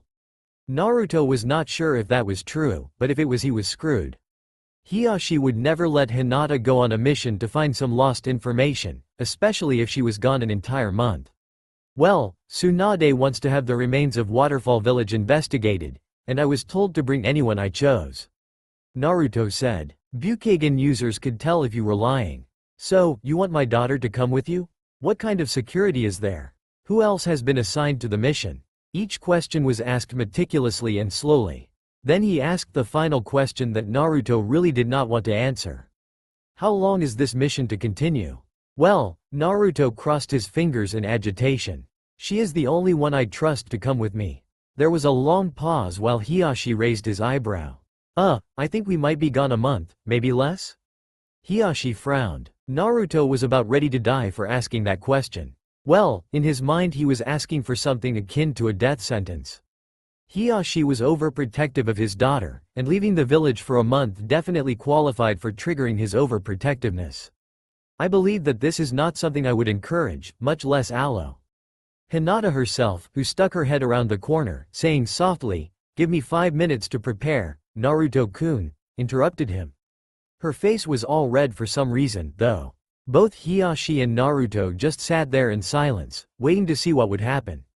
Hinata was gone, already running towards her room. Hiyashi looked at Naruto with a frosty glare. It appears my hand is forced. But I warn you, Uzumaki, if anything happens to her, I will find you and kill you. Not even your vaunted Kyuubi will save you if anything happens to Hinata. Naruto was shaking in his extra-large baggy pants. The killing intent rolling off of Hiyashi was enough to drive him 6 feet under the ground, which was prevented by the couch he was currently sitting on. Thank goodness for its solid construction, as it did not reveal the currently shaking condition of the person it contained. In fact, I will do the following forms of torture to you if anything happens to my daughter while she is under your care, beginning with. His description of torture, which most certainly would have sent him into blissful unconsciousness, was interrupted by the very person he had been threatening Naruto to defend. She was smiling, ready and dressed in her traveling clothes. Father, if you are quite done threatening him, we will take our leave and return promptly in 1 month as you have so readily agreed. She said strongly, though her hesitation was evident in the way her voice changed octaves slightly as she spoke. Naruto was just thankful for someone to pull him out of what could possibly be the most awkward situation of the day, even counting what Sai had done earlier. Hiyashi slowed down and stopped frowning, even letting up on his death glare at Naruto. This gave the opening necessary for him to escape, running out of the front door as fast as his legs could carry him. He had no desire to be around this man for longer than absolutely necessary. Hinata kept pace with him, a smile on her face. Unknown to them, right after they left, Hiyashi had gotten rid of the face he had been making at Naruto. It was just too terribly fun to intimidate the boy, even though he was arguably one of the village's strongest members. With one check of the Bukagan to see if anyone was watching, he quickly started his own little victory dance. Fan-waving madly, he gave a loud exclamation of happiness and then cleared his throat to recover his lost composure. Hopefully this month-long trip would lead to his ever faster approaching retirement. His daughter had a whole month alone with the boy she was madly in love with. He better do something about it, even with all of the intimidation. If not, Hiyashi would just keep intimidating him until the boy finally broke or found a way to stand up to him. Being a girl sucks, Naruto yelled, not caring who heard him. The whiny voice carried quite a distance when he wanted it to.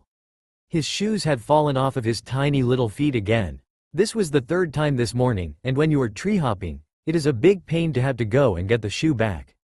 Naruto didn't slow down, he just made a shadow clone, who also was lacking one shoe, and sent it to go get it. He had not changed back into his male form for the last 2 days as they were traveling. This was more than slightly alarming, and Hinata didn't have any idea about how to fix it either. Not that she didn't try, however. She had studied his transformation before with her eye techniques but had not revealed anything new. So he just had remained a girl for the last 2 days. His clothes were the least of his problems. His smaller chakra source would be mostly expended trying to tree run all day, which left him drained, even though he knew that normally he could handle all of that no problem. It was aggravating to feel winded on things that normally were simple. At least Hinata seemed to have the same physical limitations as he did when he was a girl. As for his hair, it had been the worst on the first day.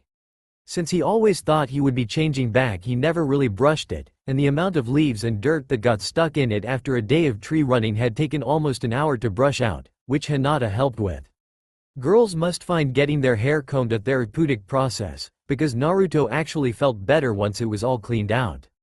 To solve the hair problem, Hinata tied it into one long braid.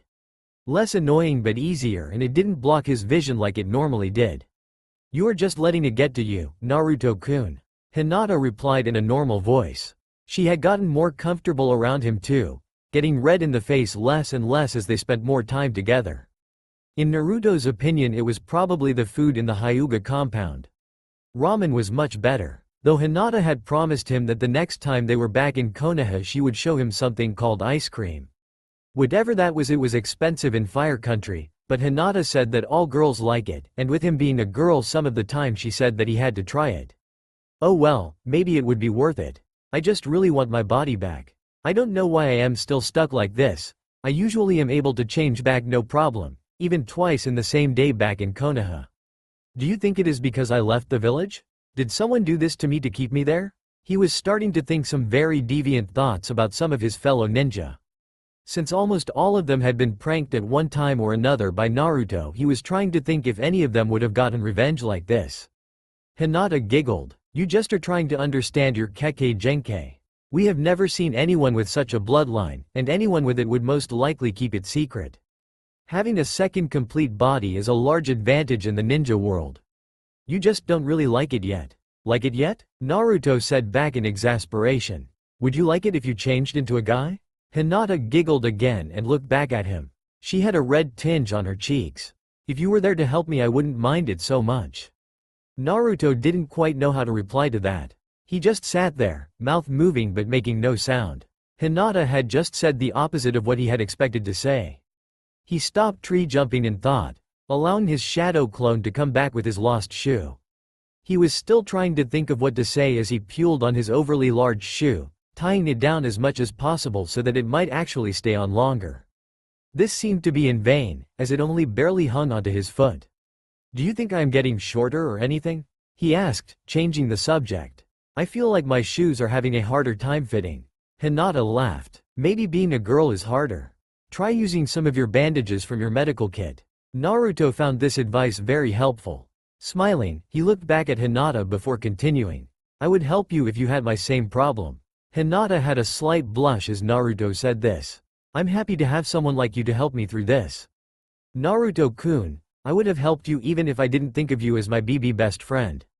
Naruto thought she was going to say something different, but he supposed it was just her usual stuttering. They just continued on their journey, both smiling. It felt nice. Even though he was a girl right now, things were positive, well, for the most part. 2 days after that, they finally arrived at the country once known as Waterfall. It sat in between Iwa and Konoha, which was not the best place during the last Great Ninja War. It was also right next to the land of rice paddies, which contained the hidden Sound Village, a fact that they were not aware of. The Sound Village had been rather quiet in the last 2 years, not sending out any new ninja and seemingly falling to pieces without its founder, Orochimaru. They still existed, however. Their scouts had seals set up if anyone came near their outposts, and Naruto had set off a few on his way across the border. Their presence was known, and Hidden Sound Village was prepared to stop what they thought was the first steps of an invasion. Their response would come as surely as Naruto kept breathing. Waterfall country was flat, humid, and lightly forested. Outcroppings of rock existed in the rolling flatland. Hills existed the more to the northwest you went, and there were quite a few clusters of trees. They were not the trees of Konoha, which were tall and thick, large enough to allow travel through the canopy. These trees were small and craggy, only good for hiding in the clumps or behind lone trees. Naruto and Hinata had been keeping their chakra use low, but still moving at ninja speeds.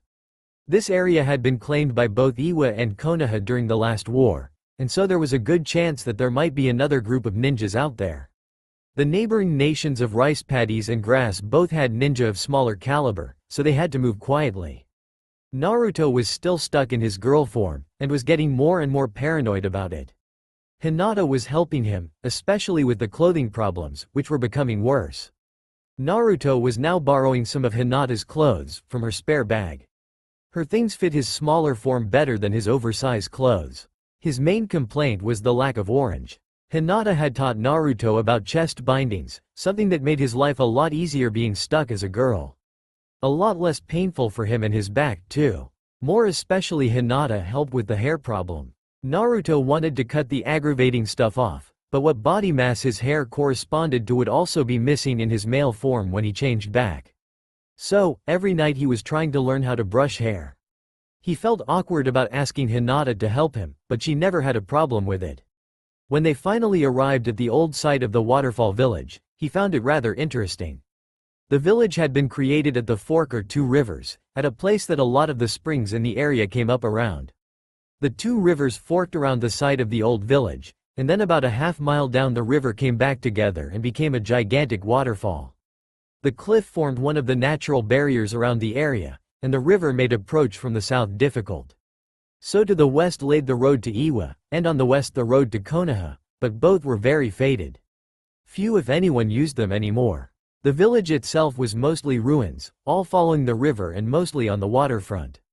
Deeper into the island-like village, and there was a lot more ruins, where the center of the village must have been.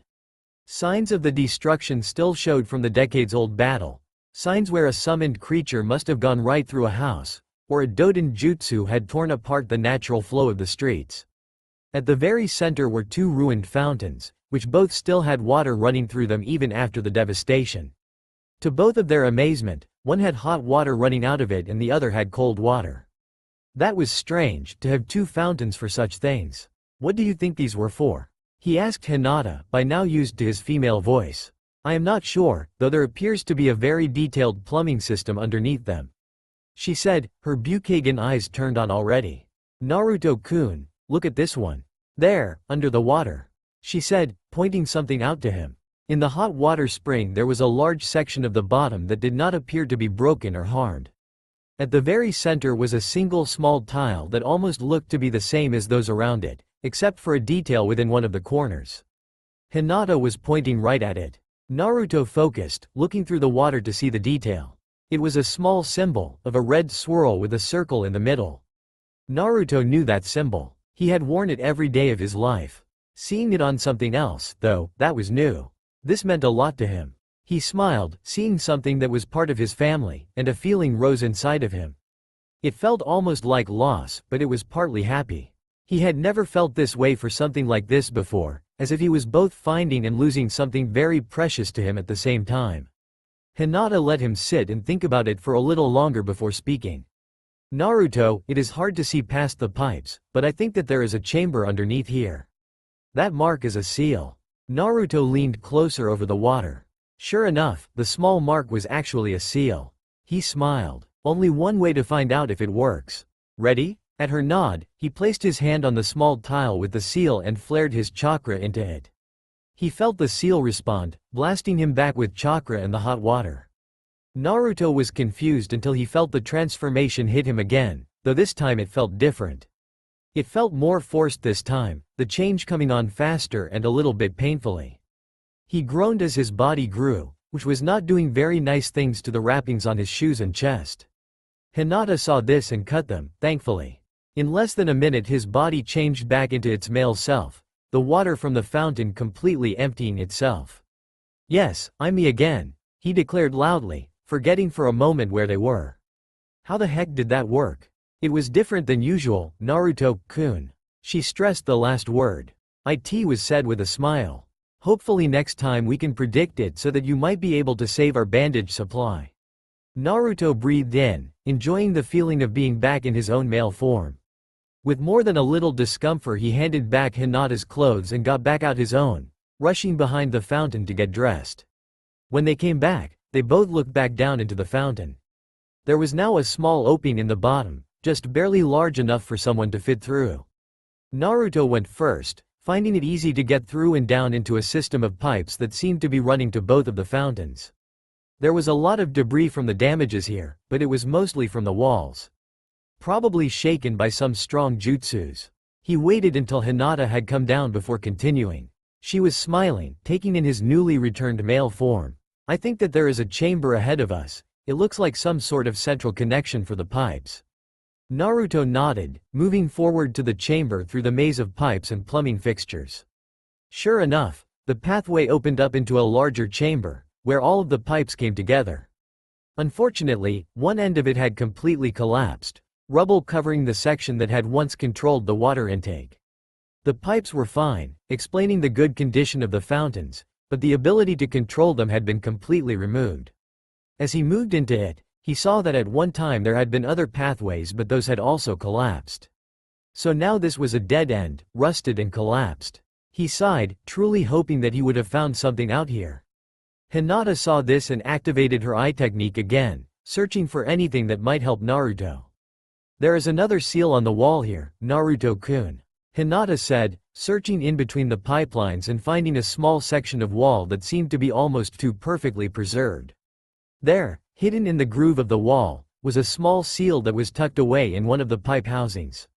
Naruto came over and placed his hand on this one as well, and then flared his chakra into it. The pipe was one of the larger ones, but seemed to lead away from the two fountains, unlike the rest of the pipes. It popped off its housing, spraying him with cold water as it did so. This time he could feel the water charged with chakra, and when it hit him he could feel himself transforming back into his female form. He couldn't even groan in annoyance as he shrunk back down to his unnatural proportions, standing slightly shorter than Hinata. The red haze, or rather hair covering his face, was back. Thankfully it looked clean and well taken care of, when he had left it. It appeared that when he switched forms some things were restored, such as chakra and his ability to move. Soreness and physical damage seemed to be healed, though he could still feel the days of travel in his female form. Perhaps they healed while he was not in that form, but he didn't really know if he could find out that answer. Groaning, he pulled open his hair like a set of drapes and looked at the pipe housing. It was now looking like an open tunnel, if you crawled in. It also appeared that only someone very small could fit into it, making his latest change somewhat helpful. Shrugging off his discomfort at being female again, he climbed into the tunnel. Hinata he could feel was right behind him, barely fitting into the tunnel. Naruto realized that the only way he could have fit into this place was if he was in his girl form. Then he felt the tunnel take a bit of a dive. About 200 feet of a dive, in reality. Screaming like the female he resembled, he slid all 200 feet of the downward trend of the pipe trying to cling to something. Rust and decay covered Naruto as he went sliding down, years of buildup not slowing his fast descent. The pipe ended by dropping Naruto onto the remains of what might have been a bed, or something nice to land on. He and all of the crud he had picked up from the tunnel landed in a heap, followed by Hinata landing right on his back. She, he noticed, had not been screaming. Or that might have been because he had been drowning her out. His voice was whiny as a girl.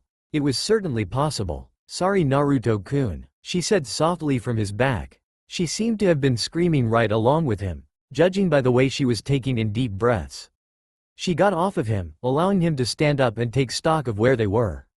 The room they were in was very well preserved, some water in places, but very well preserved. There was no real source of light outside of what the pipe was giving, making both of them nearly blind. Naruto reached out, walking forward. His shoes came right off, having not been retied over his smaller feet. This led to him tripping over his fallen shoes, and dumping him all over the floor. Standing back up, He gathered his hair and stuffed it down his shirt so that it would no longer bother him. Or at least not so blatantly. His next step found something very solid. So solid that he stubbed his toe and nearly broke it. Yelping in pain, he could hear Hinata coming to try to help, but she only tripped over the fallen shoes and fell right into Naruto. Both yelping now, they fell onto some sort of low table. Hinata's face was right next to his, and for some reason he felt his cheeks heat up in what almost felt like discomfort. He also could feel that the only way he could get her off of him was to push her in areas that he had no intention of pushing. Hinata, can you get off of me? Now he was the one stuttering. Why was this? His voice just refused to calm down as he spoke. Was this whatever Hinata was affected by? Before she could get off, the table gave in, the old legs giving way and collapsing both of them to the floor. Hinata collapsed even more firmly on top of him, their faces right next to each other. Naruto, conditioned by Sakura and her reactions to him entering her personal space, just froze. Hinata seemed afraid of something, judging by the way her heartbeat sped up and the way she just froze up as well. For almost 5 minutes neither of them did anything, too afraid of the other to even do more than just breath. Their heads were buried in each other's shoulders, and Naruto could feel Hinata breathing on him. But strangely, she didn't hit him for being so close. Rather, after a few minutes she just held him softly. Like an invisible signal going off, they both felt more than a little uncomfortable and separated. Naruto felt so embarrassed that his cheeks were going to burn right off. So, yeah, Naruto said, trying to just focus on something other than his embarrassment. Do you have anything to give us some light in here? His voice stuttered as bad as Hinata had ever spoken, even cracking as he tried to ask his question. Hi, was Hinata's reply, also spoken in the same troubled voice. Naruto hoped that he was not catching something from her. Being sick as a girl he could not really contemplate without a great feeling of discomfort. She fumbled around for a bit, in which Naruto was able to get his breathing under control, and then the room lit up under the light of a small lamp, held high in Hinata's hand. Naruto and Hinata could see the room fully now, which was little more than a drainage pump and sunken area on the side with the pipe, and on the other there was a small set of alcoves, scrolls set into them. The small table that had collapsed also had a small chair for sitting in, obviously meant for someone to read the scrolls from. Also included in the room was a lamp set into the ceiling for reading. On the far wall away from the pipe tunnel entrance was a large symbol, the same symbol that was for Naruto's clan. Right underneath that was an ornamental scroll case, with one scroll in it that seemed well preserved. Naruto grabbed this one first. He felt the seal on the scroll flare for a moment, and then his chakras seemed to react to it. To his surprise it unfurled on its own, Naruto holding it so that it did not unfurl onto the wet floor. It contained a note, in a pure small script. To my descendant, near or far. This scroll will only be able to be read by you or anyone else who has the cursed bloodline of Jusenkyo. The writer of this scroll, you can readily blame for starting this bloodline. Suffice to say it was my mistake to pick up this curse, and I never realized that it would pass on to my children. My name was originally Ranma Saotome, and I was born in a faraway land that you will hopefully never have to worry about. I came here with a few companions, one of whom I married and had children with. I don't think you need to hear about that, however. If you are reading this scroll you are most likely looking for ways to control your curse. Unfortunately, there are none. The curse is something that will happen regardless of what you do. So, as for my advice after decades of trying to find a way around it, simply get used to it. The curse originated with some springs of water, cursed to make any victim of the pools, whether by getting splashed or dunked, transform into the last thing to drown in the pools. I fell into the spring of drowned girl, as you can probably tell. The curse only affects male descendants, though female descendants will pass on the curse more strongly to their children. The curse will not pass to a female from a female, only from a female to a male, as I have seen. Though if you are reading this scroll you are probably looking for other information. The curse originally worked through water. Cold water sent the victim into their cursed form, and hot water returned them to their original body. If you are wondering, the cursed body is a whole different body on its own, physically as if you had been born female. Oh, and if you are wondering, yes, red hair does follow our family line. The bloodline is a little different. The cursed blood only starts to activate at the age of 18, which is a benefit, though it came as a slight surprise to me, as it would be to any parent. Your two bodies produce two different sources of chakra, and each is accurate to its gender. When one of the bodies recharges its chakra fully, it starts to build up a charge of energy for that gender. When that energy reaches critical mass, this fuels the transformation. If you want to avoid transforming, just make sure your chakra is never fully recharged. You cannot transform if your chakra is low or depleted. You can force your transformation, however, by using water. Hot water for returning to normal, and cold for gaining your cursed form. Just charge the water with your chakra, enough to fuel a transformation, and then soak yourself. This is about the limit of your control, however. If you are reading this hoping for a cure for this, get in line. Many have tried and failed. If you are looking for ways to control it, read the above again. However, if you truly consider it, this bloodline is one of the most powerful out there. It is difficult to copy, but possible. Above all, keep its existence a secret, as it can be stolen through your blood, and then you will never know the face of your attacker. Most importantly, never let your second face be connected to your first. Create a new identity for your alternate self. You will need it. Before I died, I compiled many scrolls like this one, and then hid them throughout the village just in case. Hopefully the area around you is still filled with scrolls. They are sealed like this one, save that anyone can read them. It contains my art, which if mastered will make you a cage-level taijutsu user. You will hopefully be able to do that much at least. Last of all, and most important, live up to your name. Uzumaki was the name I made for myself in this world. You will bring much honor to yourself and those related to you as long as you treasure that name. If you don't treasure it, I will find you in the afterlife and show you what hell truly looks like. Ranma Uzumaki. Naruto was blown away. His bloodline was a curse? No real way to control it? How was he supposed to keep up an alternate identity if he couldn't control it? He isn't being very helpful, Naruto-kun. Hinata said. Hinata, I thought I was the only person who could read this. Naruto, when you read you have to sound out your words. It was pretty easy to keep up with you, she said, giggling. Naruto deflated, sighing at his own faults. At least by now he no longer had that weird embarrassed feeling. She stood up and moved to the wall, carefully taking the old scrolls out of their holdings and sealing them in a sealing scroll. Naruto realized that this room was definitely not the place to be studying old scrolls, especially ones that were his. Hinata, how do we get out of here? Naruto said, looking at the dingy old pipe that was the entrance. It was slick, rusted, and dented from much of the rubble that had fallen upon it. Naruto had felt every dent, he was sure, on the way down. Most of the slick moss and such had also been carried down, and the rusted metal was most likely not able to hold their weight if they tried to make it up. It took a few hours of effort to get up the pipe, requiring more than a few toad summons and Hinata's ability with her eyes to find solid spots of the pipe to move around to. The toads had a good laugh at Naruto's expense, finding his bloodline rather humiliating. Naruto would not summon a couple of these toads ever again. Jiraiya had rubbed off on them too much for their own good. Hinata just laughed at the whole thing, finding it hilarious. Her laugh was a quiet one, almost a snicker, but when you heard it the sound seemed to be hidden behind her hand. So, should we head back to Konoha now that we have this? Naruto said, motioning to the storage scroll that contained everything they had found. No, Hinata said. There might be more for us to find out here. That and I like being out here where I can be happy. He thought she was trying to say something else, but it must have come out differently than she wanted.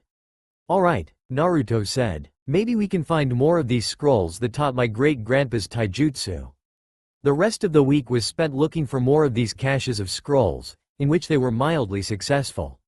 They found a couple more, thanks to their combined abilities. To them, it was fun, exhilarating, and it simply felt nice to be able to spend time together. Unfortunately, for every great thing that happens in someone's life, there is usually some sort of karma attached to them that brings great problems as well.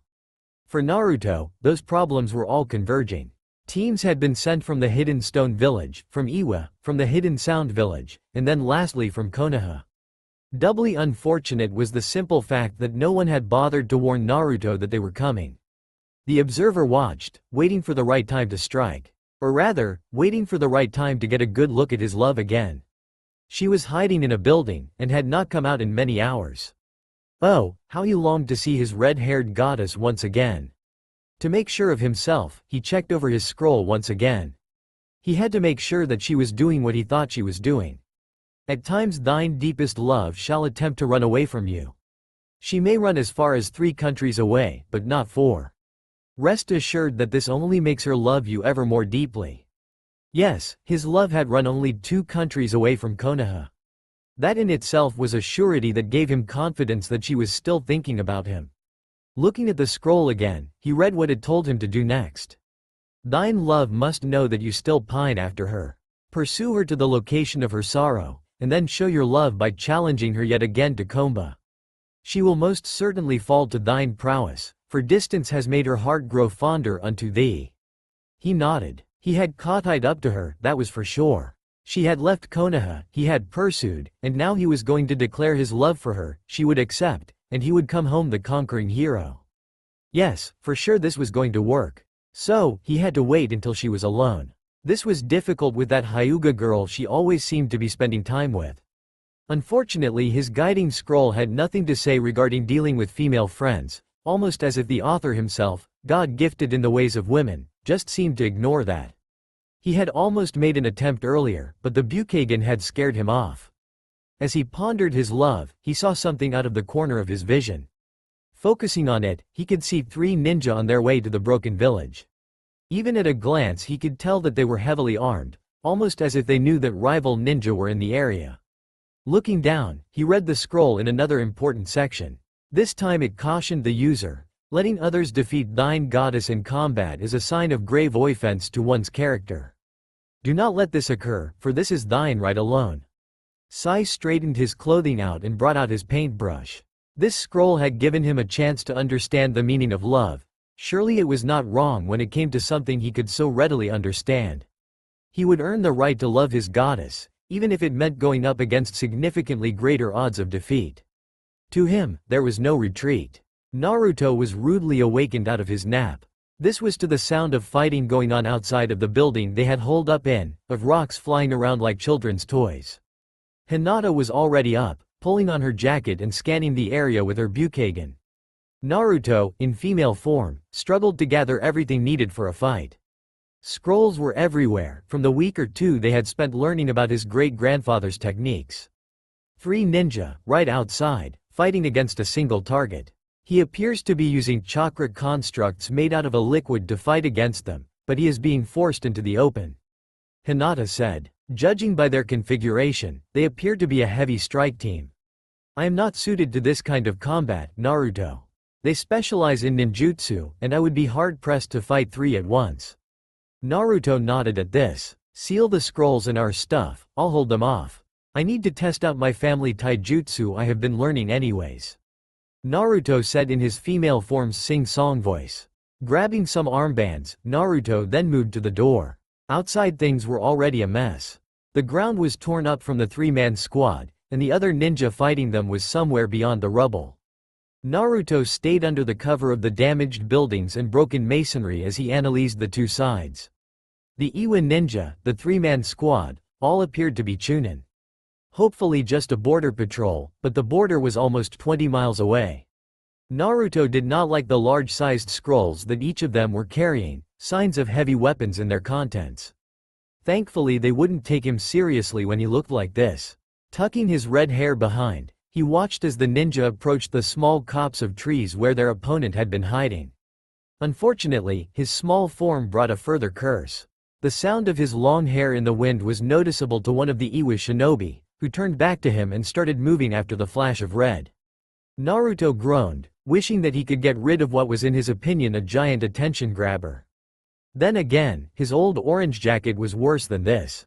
It took Jiraiya a while to knock some sense into his brain. Unfortunately, the flash of red hair was noticed by more than just the Iwa nin. Bursting from his cover, Naruto saw the worst person he could ever wish for step into view. Sai, looking more smug and possibly an attempt at being gallant, came forward in front of the other 2 ninja. Naruto just wanted to cover his face. This would be bad, he could already tell. None of you foul cretins are allowed to set a hand upon my goddess. Sai loudly declared, almost making it impossible to not grab everyone's attention. My red-haired goddess is mine, and the right to fight for her does not belong to such as you." The fact that it sounded like he had recited this made the effect less than what was to be expected. The Iwa ninja responded by laughing. Sai looked out of place, coming out and giving up his position. Naruto just looked around for better cover, but the ruins did not offer much. "A redhead, One of the Iwa ninja said. "Guess if we kill her you will die too, Naruto drew a blade and got ready to unleash an attack. Unfortunately, he could not use any of his signature moves, since that would identify himself. That left the academy moves, which did not bode well. He couldn't even use his Kage Bunshin no Jutsu, and a lot of his tactics relied on that. Sending a slight pulse of chakra, he felt for his seal with the Kyuubi. It felt fine, whole, possibly different compared to the seal in his male form. It also felt like there was no way for him to freely grab onto the demonic chakra. That was not good at all. This left him only the taijutsu he had been learning for all of 2 weeks. In response to this he only groaned. At least the taijutsu was focused to teach him to be able to use it no matter what form he was in. The sound of rock moving behind him alerted him to the presence of the Iwa ninja. Jumping, he began with the opening move of the anything goes style of taijutsu. This was a solid kick to the head, meant to also include obscenities, but Naruto didn't know how to incorporate that quite well enough yet, which the Iwa ninja was not prepared for. It was lightning fast, and judging by the halfway decent for a genin Kawamiri no Jutsu, jarred the ninja pretty badly. Naruto did pride himself on being unpredictable. Too bad that ninja had been holding primed explosive notes. That explosion required a Kawamiri to escape, placing Naruto back on the same side as Sai. The rock he switched with was completely obliterated, as was the previous cover. The 3 Iwa ninja were quickly making hand seals, the one Naruto had previously kicked recovering pretty fast. His companions were already moving to cover him.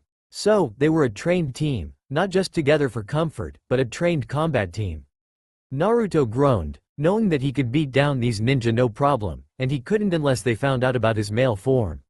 He had already drained some of his chakra, so the chances of him randomly changing back were very low. "My goddess!" Sai exclaimed, looking more manic than Naruto had ever seen him. Then again, he somehow followed them here, so that made him pretty badly affected by the scroll. Naruto and Jiraiya had been pretty sure that it had a subtle genjutsu on it, but all of their studies of the subject lead to nothing. The scroll just taught something horrible to those with open-mindedness. Sai, having spent years en route, was easily caught by Genjutsu.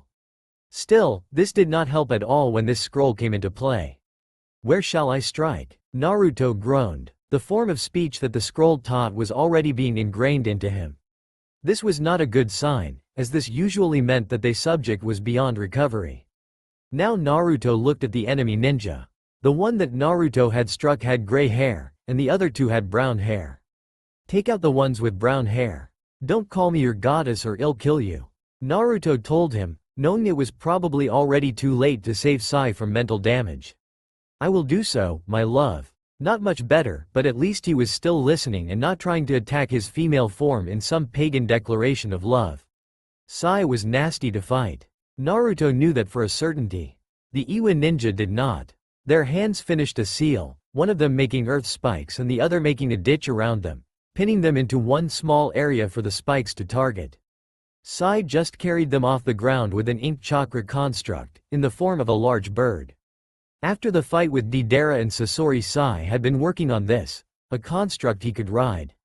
Naruto smiled. Ash saw Sai pulling out more scrolls, construct animals that he had drawn from the forest of death pouring down onto the enemy ninja. Naruto didn't see the gray-haired ninja, but he knew that he was out there. Whatever jutsu he had performed, it was giving off no chakra or signs it had been completed. That meant that the 3rd jutsu that had been completed was either genjutsu or a stealth ninjutsu. His senses, primed for detecting just such a thing as this, felt the bird they were riding get hit by a nasty jutsu. Sai fell straight at the pair of brown-haired ninja, seemingly hurt, but Naruto knew better. Hopefully his taijutsu was enough to take on the both of them. Naruto himself dropped, feeling a chakra presence behind him. Just perfect, he thought. Twisting, he felt a star kunai cleave through the air in the spot he was just in. It didn't help Naruto too much, but he used a normal Bunshin no Jutsu on the way down to cover his landing. There, right in front of him, was the gray-haired Iwa Junin. He was coming down with a sword. Naruto dodged, letting his Bunshin take the hit. He thought he was fine, but then saw some strands of red hair dropping towards the ground. No one else had red hair here. Naruto glared with the most hate he could conjure for this person. For all he knew, that might have just been enough to leave his male form a neutered freak. Chakra flaring, he opened up with a move he had been learning from his family taijutsu scrolls. Chestnut Fist. This technique involved pumping chakra to your hands, and then accelerating them in a non-STP rage of punches, and was meant to be done as a finishing move. Of course, Naruto did not know how to punch with this technique and not break his hand. So, instead, he just held kunai in his hands and punched like he had been taught. The moment he did so, he felt vulnerable to attack. Both of his hands were occupied, and the Iwa ninja took great advantage of that. An Earth Dragon Jutsu slammed into him, taking him to a sudden stop when it crushed him against some of the ruins. Looking at the gray-haired ninja, Naruto smiled. That technique was quite deadly, judging by the body on the ground. The Earth Dragon Jutsu had come from one of the other ninja, who seemed to be beating the unholy crap out of Sai. Naruto struggled to get up, torn between letting him suffer and saving him from some sort of grisly death. Still, in order to do that he had to stand up. This proved a bit impossible, the many broken ribs of his body preventing a lot of breathing, much less combat. That jutsu had him stopped cold, hopefully to the point he would stop focusing on Naruto. Then Hinata appeared, right in between the two enemy ninja. Naruto observed as she coolly tore them apart, tenketsu point by tenketsu point. Both dropped to the ground, bleeding in many places. It all was over in a matter of seconds, but Naruto had taken a really bad hit. Sai, on the other hand, was bleeding out of the ground. He had just taken some sort of jutsu, and was not doing so well. Studying his prone position, Naruto realized that they both got hit by the same move. Sai must have taken one of them. Noticing the patterns on the ground, he realized that Sai had taken the other half of what was supposed to have killed him. Naruto had been saved, by Sai? Sai, of all people. He was Uzumaki Naruto, and he certainly did not need saving. Angry at the world, he did not notice until it was too late the thousands of kunai. Each one had some sort of note on them, none of them explosive. These landed all around Hinata, who immediately took a defensive position. Naruto tried to get up, but his body only let him reach his knees. Each kunai had a string tied to another one near it, making a pattern of sorts, almost as if they formed a ring around their target. Naruto tried to yell at Hinata, but it was too late. The circle of kunai all had strings that formed a seal around her, and Naruto watched as her body went slack, collapsing and passing out. Naruto did not like this at all. This technique was way beyond what they had seen the Iwa ninja perform so far. Naruto used a cage bunshin and a regular bunshin together to get behind cover, waiting to see what would be fighting them next. He did not expect the enemy ninja to walk out of the trees, alone and unceremoniously. The hakama he wore was loosely fitted, and his black hair hung around his head like a haze. Perhaps if Naruto had been born female he would be very interested in this person right now, but the reality was far different. The enemy ninja had an auto headband, but with a large marking on either side of it. Sasuke. Naruto growled. This situation just got worse, possibly going to the level of crappiest day of his life worse. The man in question just watched him, probably thinking he was someone else. Naruto could use this to his advantage, but with all of these broken ribs there was no chance that he would be able to fight him effectively. His healing factor was starting to help, but it wouldn't make any difference in the amount of time he had. Girl, Sasuke stated, now standing above him. Naruto could see why Ino and Sakura had such appeal for the guy on a physical level. Thankfully he believed that Sasuke was a trash bag with a mouth, since he had deserted his village.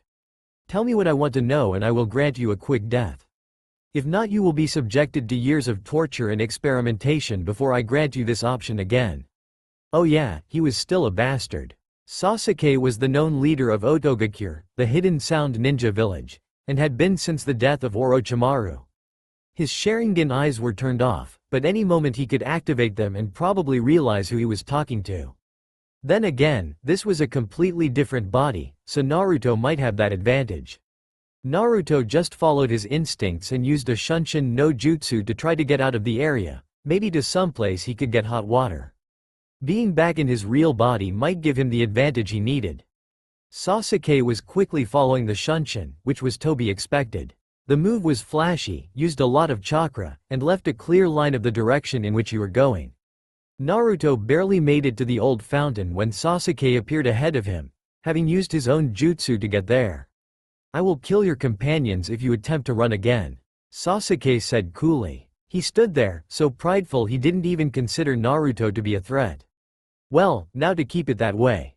Naruto glared. He didn't even say anything, knowing that Sasuke could read vocal patterns to detect people in a Henge no Jutsu.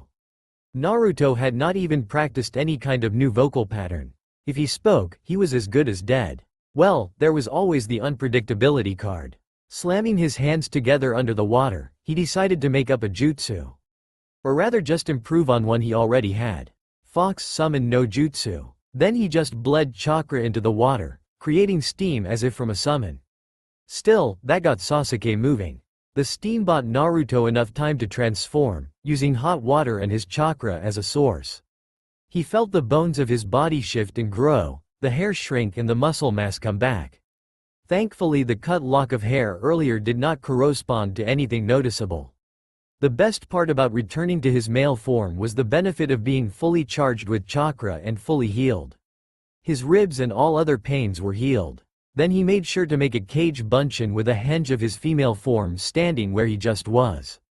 When the smoke suddenly got pushed away by a simple wind jutsu, Naruto was sitting there with a giant grin on his face. "Got you, Sasuke. Now we can finish what you started at the Valley of the End," Naruto declared, knowing that he had the man's full attention. "Dobi," he stated, eyes twisting into their Sharingan form, thankfully not Mingekyu yet. "I have been merciful to you too many times now." He pulled out a single kunai, with nothing attached to it. "But my mercy has no room in it for one such as you." Naruto drew his own kunai, and both leapt at the other, starting off the match with a test in taijutsu. Naruto absolutely grinned that Sasuke had chosen a mid-air confrontation to begin this. His new taijutsu kept him on the assault, driving the man back for the moment. Sasuke seemed to have a hard time understanding the style, but that was mainly because the style was a conglomerate of every effective mid-air style Naruto had ever heard of. There wasn't really any set style or forms to it, only an incorporation of abilities from all of the different styles you had trained with. Considering his taijutsu training of the last 3 years, and that was quite a few styles. "You, merciful?" Naruto demanded, using a jump kick to separate them. "That's a load of crap." Sasuke glared. "Then I will show you my mercy. I have a technique I have been working on, especially for you, Naruto. Enjoy it, as it will be the last thing you ever see." Lightning began focusing around the Uchiha's arm, coming closer and more strongly together than a normal Chidori. In fact, the normal sound of chirping was instead a screeching, a rending noise that seemed to come at Naruto. As more energy charged into the technique, he could see the light from the technique becoming blinding. That wasn't good. Still, he used his own technique. He was back in his own body now, so he could really let loose. One hand created a Rasengan, as powerful as he could manage. The other prepared the other half, the elemental affinity chakra for the technique. Putting the two hands together, he felt the ball of power form, wings developing on the side in the shape of a shuriken. "Tenkite Chidori," Sasuke yelled, throwing his technique at Naruto. It moved like a snake, moving through the air haphazardly and awkwardly. Fuuten. Rasen Shuriken. His own attack went right back at Sasuke, forcing the Chidori to divert its flight path into the opposing technique. Both collided, energy crashing all over the place. With a sinking feeling, Naruto felt the waterline snap all over the place. Cold and hot water were bubbling up all over the place, water over everything. This was not in Naruto's favor. Any lightning chakra would hit him now, due to the wet status of the environment. Still, he needed something to beat Sasuke. He could go Toad Sage mode, but then Sasuke would just go into his cursed form and counter that. So, instead he began with what he knew best. That was weak. My technique was developed 2 years ago. If this is the best you can do, then I don't even want to fight someone so weak. Aggravating Sasuke was fun, easy, and something he had been very good at. Unfortunately, that was years ago, and this time Sasuke just focused his eyes. Your mother must have cried in her grave when you killed the true Uchiha prodigy, Sasuke. That did it. Sasuke just began a fast series of hand seals, beginning the most epic fight Naruto had been in for years. Of course, Hinata was stuck in her own little world. Her genjutsu was that of Naruto just simply spending time with her. She was too happy and too distracted to bother getting out of what she thought was a daydream. Sai, on the other hand, chose to communicate his distaste for Sasuke by unsealing every scroll of chakra constructs he had. The horde just charged off after his goddess and the man that dared try to take her from him. The only man to defeat his goddess would be himself. No cheap excuse for a ninja such as Sasuke Uchiha would take what he had declared was his. Fortunately for most living breathing members of humanity, he chose instead to pass out. His chakra constructs disappeared, no longer fueled by the chakra of a lunatic. Naruto and Sasuke were still fighting, at least an hour later, maybe two. He had gone to Mangekyo, but Naruto had countered by using his Kyuubi chakra. His Toad Sage mode had led to the cursed form, and finally their summonings were an even trade-off as usual. So, now they sat in the ruins of the ruined village, water overflowing the banks of the village and making small rivers connecting to each other through the broken landscape. Naruto shrugged, as it was sort of his fault the Rasen Shuriken hit and caused that much damage. The Amaterasu was just as bad, some of the dark flames still guttering here and there. That technique was hard to deal with until Naruto just hit the fire with the swamp of the underworld technique. It hardly worked, mostly just drawing the flames somewhere else to be dealt with. Hey, Teme, Naruto said, hoping that the Uchiha did not have enough chakra to do anything to stop this. Both were completely out of chakra, but Naruto had an ace up his sleeve. He had a third source of chakra, but he needed the time to access it. A good 30 seconds, almost impossible in a ninja duel. Unless of course, I've got a jutsu for you. This one is gonna be the end. You ready? Naruto did a string of seals, which were just 3 seals over and over again. In reality the seals just built up the chakra in the water around him, and focused his internal chakra towards the outward part of his body. His transformation required that he place a good amount of internal chakra in the body to prepare for the pain of transforming. Naruto did not do this, instead removing the internal chakra that was in place to protect him. Why? Because Sasuke was paranoid, and he was an Uchiha. He was already observing and copying with his Sharingan eye, and his hands were following Naruto's in their seals. His chakra was already in the water around him, his control slightly better.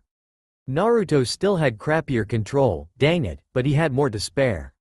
He had to have more, Sasuke was just human. So, he moved more chakra into the water around him, and then finally let it build up the feminine chakra it needed to fuel a transformation. Sasuke followed this action, thinking the technique to be counterable. Naruto smiled at him, grinning as he held his hands in the seal needed to manipulate the water. Sasuke, like Kakashi had so long ago with Zabuza, got into this first and let the water rise up around him under his control. Both he and Naruto prepared at the same time, and Naruto grinned as he turned the chakra-enhanced water on himself. Now he just needed a name to distract the man. Water style. Reality twist. He yelled, thinking the name an adequate prank. Of course, that was before the pain hit him. Actually feeling what his body went through on one of these transformations hurt like he could not believe, but thankfully he was ready for that. He pulled his internal chakra into his body just in time for his internal organs to start shifting, which was usually the most painful. He closed his eyes, hoping that this worked. Feeling his face shift, he saw the place where Sasuke had been only moments before to be empty. The water was disturbed, and Naruto finally saw where the man had gone. 2 sandals attached to 2 feet hung over a ledge, and Naruto wanted to laugh very badly. Running up to Sasuke, Naruto saw one of the shortest people he had ever met that was an adult. Sasuke had been affected, just as the scroll his great-grandfather had said. It could be copied. Pulling the ninja up off the ground, Naruto could see the long hair that was a sign of shifting mass. It was the same black color, just much softer and longer. Naruto stretched, knowing that he had plenty of chakra now. With a bit of effort he painted a small seal on Sasuke's forehead, a simple unconsciousness seal marking the now female ninja. Carrying Sasuke back to where Hinata was turned out to be easy, once he dropped all of the heavy gear both of them were carrying. Turning, he laughed long and loud at the ninja in his arms. "Oh, man, have I got an idea." Hinata was easy to free from her prison, though Naruto had no idea why she was blushing. She stumbled, catching herself and looking at him with wonder. "AG Genjutsu?" She shook her head. "What happened?" Naruto held up Sasuke, unconscious. "I have a really good idea, Hinata, but I need your help. We can get Sasuke back to the village and still be able to accomplish our mission." That promise made to Sakura so long ago looked like it could actually be fulfilled, as long as Sasuke never touched chakra again. "Can you close his Tenketsu points permanently?" Hinata nodded. "His?" she asked curiously. Then her eyes lit up. "Your bloodline is copyable?" Naruto nodded. "Got him because of his arrogance. So, can you make it so he can't use chakra ever again?" She closed her eyes in thought. "Permanently, yes. Though if I do so there will be no chance for any kind of recovery. I don't have enough on hand to create a seal for that, but maybe we can keep him asleep for the trip back to Konoha." Her mind started churning out possibilities. Still, the doubt in her eyes made Naruto think that there were not very many alternatives, and none of them good. Will he ever learn how to change back? Naruto giggled. "Not if I can help it. If he passed out right before all of the changes happened he will probably think I did this to him anyways." He rubbed his chin in thought, somewhat annoyed he had no stubble there right now. Though he is 100% correct in that. I totally just owned him in a fight. Boo-yah. Naruto considered their options, as well, while he boasted. In reality he had no choice. He had to stop Sasuke while he had the choice. Seal his Tenketsu points. We can't risk it. Hinata began to do so. Sai groaned, over on the other side of the camp. Naruto grinned even more sadistically. "Hey Hinata, can I borrow your makeup kit?" "Why, Naruto? Do you have something planned?" "Yeah, you are going to love it." Hinata blushed. Naruto just smiled, finally beginning to understand that she liked him. Not that this seemed to be any sort of sickness, but that she honestly liked him for who he was. Sai awoke from his unconsciousness to find himself in a small grove of trees. He was still covered in the signs of battle, and yet someone had dressed his wounds. He was not alone, however. Fallen and to his right was Hinata. She seemed injured, but what truly held his attention was the female that was occupying his lap. She was laying in his arms, almost as if set there by some deity. As he pondered this, he noticed that she had long black hair and a small frame. She was sleeping, his arms wrapped around her at the legs and torso. He started to move his head around, trying to find out what happened to his red-haired goddess. He found her, though her floating in the air above him was not what he expected. The pale skin and eerie glow didn't help at all either, combined with the fact that she was visibly floating. Taking a closer look, he saw that she was not casting a shadow. "Sai?" Her voice echoed, as if she was not truly here. He focused on her face, but then he saw the kunai sticking out of her head. There was signs of blood, but it seemed ethereal. "I am dead." He saw it. Her body wasn't breathing. His love, his goddess, she was gone. His mind started to convulse at the thought of this. "Do not fret, my love," she said, almost noticing his fear. He held his breath, wondering if he too must join her in the afterlife, as the Iwa ninja had mentioned. "My love, the Shinigami saw your soul, and your heart. My soul was allowed to stay, but without any memories of this life. The body you hold is the new container of my soul, and the Shinigami have placed her in your hands, to take care of. Please, my love, protect me." Her body seemed to be pulled straight to the heavens, her spirit gone before Sai could see where it was going. Standing on his feet, he looked down at the woman in his arms. This was the body of his love. Pocketing his trusted scroll, he smiled. The Shinigami were proud of him. He had finally succeeded in finding out what love was. Carrying the girl that was his true love, he rushed off into the sunset, back to Konoha and where he could enjoy the rest of his life with her, or so the scroll told him. Coming down from the branch he was hiding on, Naruto wiped off the makeup he had been using. He was holding in his laughter as long as he could, which was just long enough for Sai to leave his sight range. Rolling on the ground, he and Hinata laughed until they started crying, and then finally stopped when they were out of breath. Smiling, both looked at each other and wiped off the makeup that they had been using to disguise themselves. Naruto-kun, Hinata said without stuttering, that was one of the funniest things I have ever seen in my life. I found it exhilarating. She blushed at Naruto. It has given me inspiration, Naruto-kun. Naruto smiled as he poured hot water over himself to change back. His male form had more chakra and less broken ribs than his female form did currently. What are you going to do, Hinata? Are you going to prank Kiba with this? Naruto's response caused her to giggle. No, I want prank Kiba. She sat next to him. But I will do this. Naruto twisted his head just in time for her to kiss him. His reaction was to just relax into it, thanks to the fact that she hit any tenketsu point that would allow him to escape. So, he just decided to run with it. It was not like he didn't like it, quite the contrary. He really enjoyed this. Hinata finally pulled back after a long moment. I love you, Naruto-kun, she said, smiling and blushing from their previous contact. I don't care what has happened to you, and I don't care what will happen to you. I just want to be there with you. Naruto would never have truly understood this if he had not been for his newer female perspective. He understood that this was more than just words, this was a declaration of her heart. He reached out, grabbing her hand. I think I can get used to that. And with that, two blind members of humanity had finally found their way. Naruto came back into Tsunade's office at the last moment he possibly could. Hiyashi had been waiting right outside the Hokage Tower, and they had been forced to use one of his great-grandfather's stealth jutsu to get past him.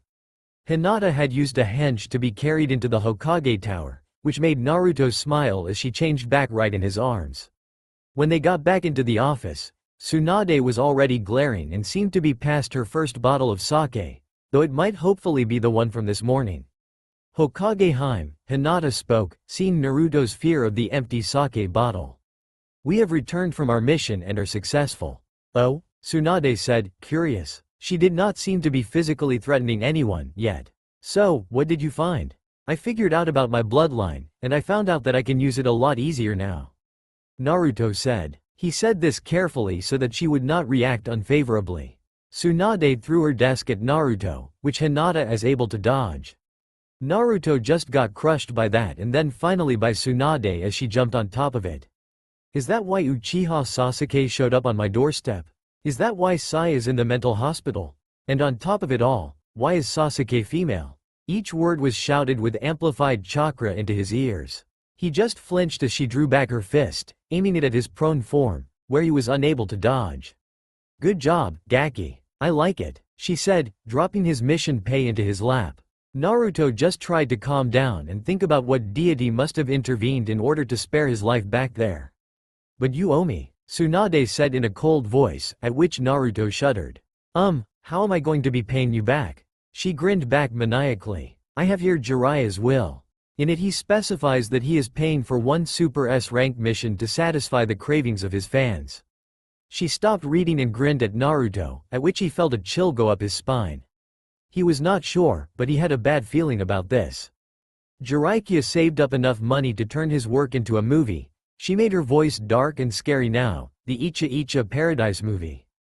Naruto paled. No, she wouldn't. There was no way he could do that, even for the old man. Naruto, you will be the main lead, which will hopefully only take a few months of shooting. Naruto started backing up, but a shadow clone from Tsunade stopped his progress. Did I mention she needed to be a redhead? Naruto made a slight gurgling sound in the back of his throat. Have fun, Gaki. For the next 6 months you are assigned to this mission, and I expect only the best of success. I hope you like this stuff better than your little snow princess. She started laughing, grinning at him. But Ba-chan, I can't do that. He was going to base the movie off of what happened between my mom and dad. It was not widely known, but the first edition of Icha Icha had been based off of Kushina and Minato. Jiraiya had mentioned that once or twice. Sounds like you are perfect for the job, Gaki. All of Konoha heard Naruto cry out as he was ejected from the Hokage's office. Most shrugged and a few laughed, knowing the blonde was back in town. No one, however, could guess that he was in such pain. Of course, he had no idea what else was going to happen. Life for Naruto Uzumaki, the new two-faced Uzumaki, would only get more complicated from here on out. That's all for now. If you enjoy, then please like, share and do comments.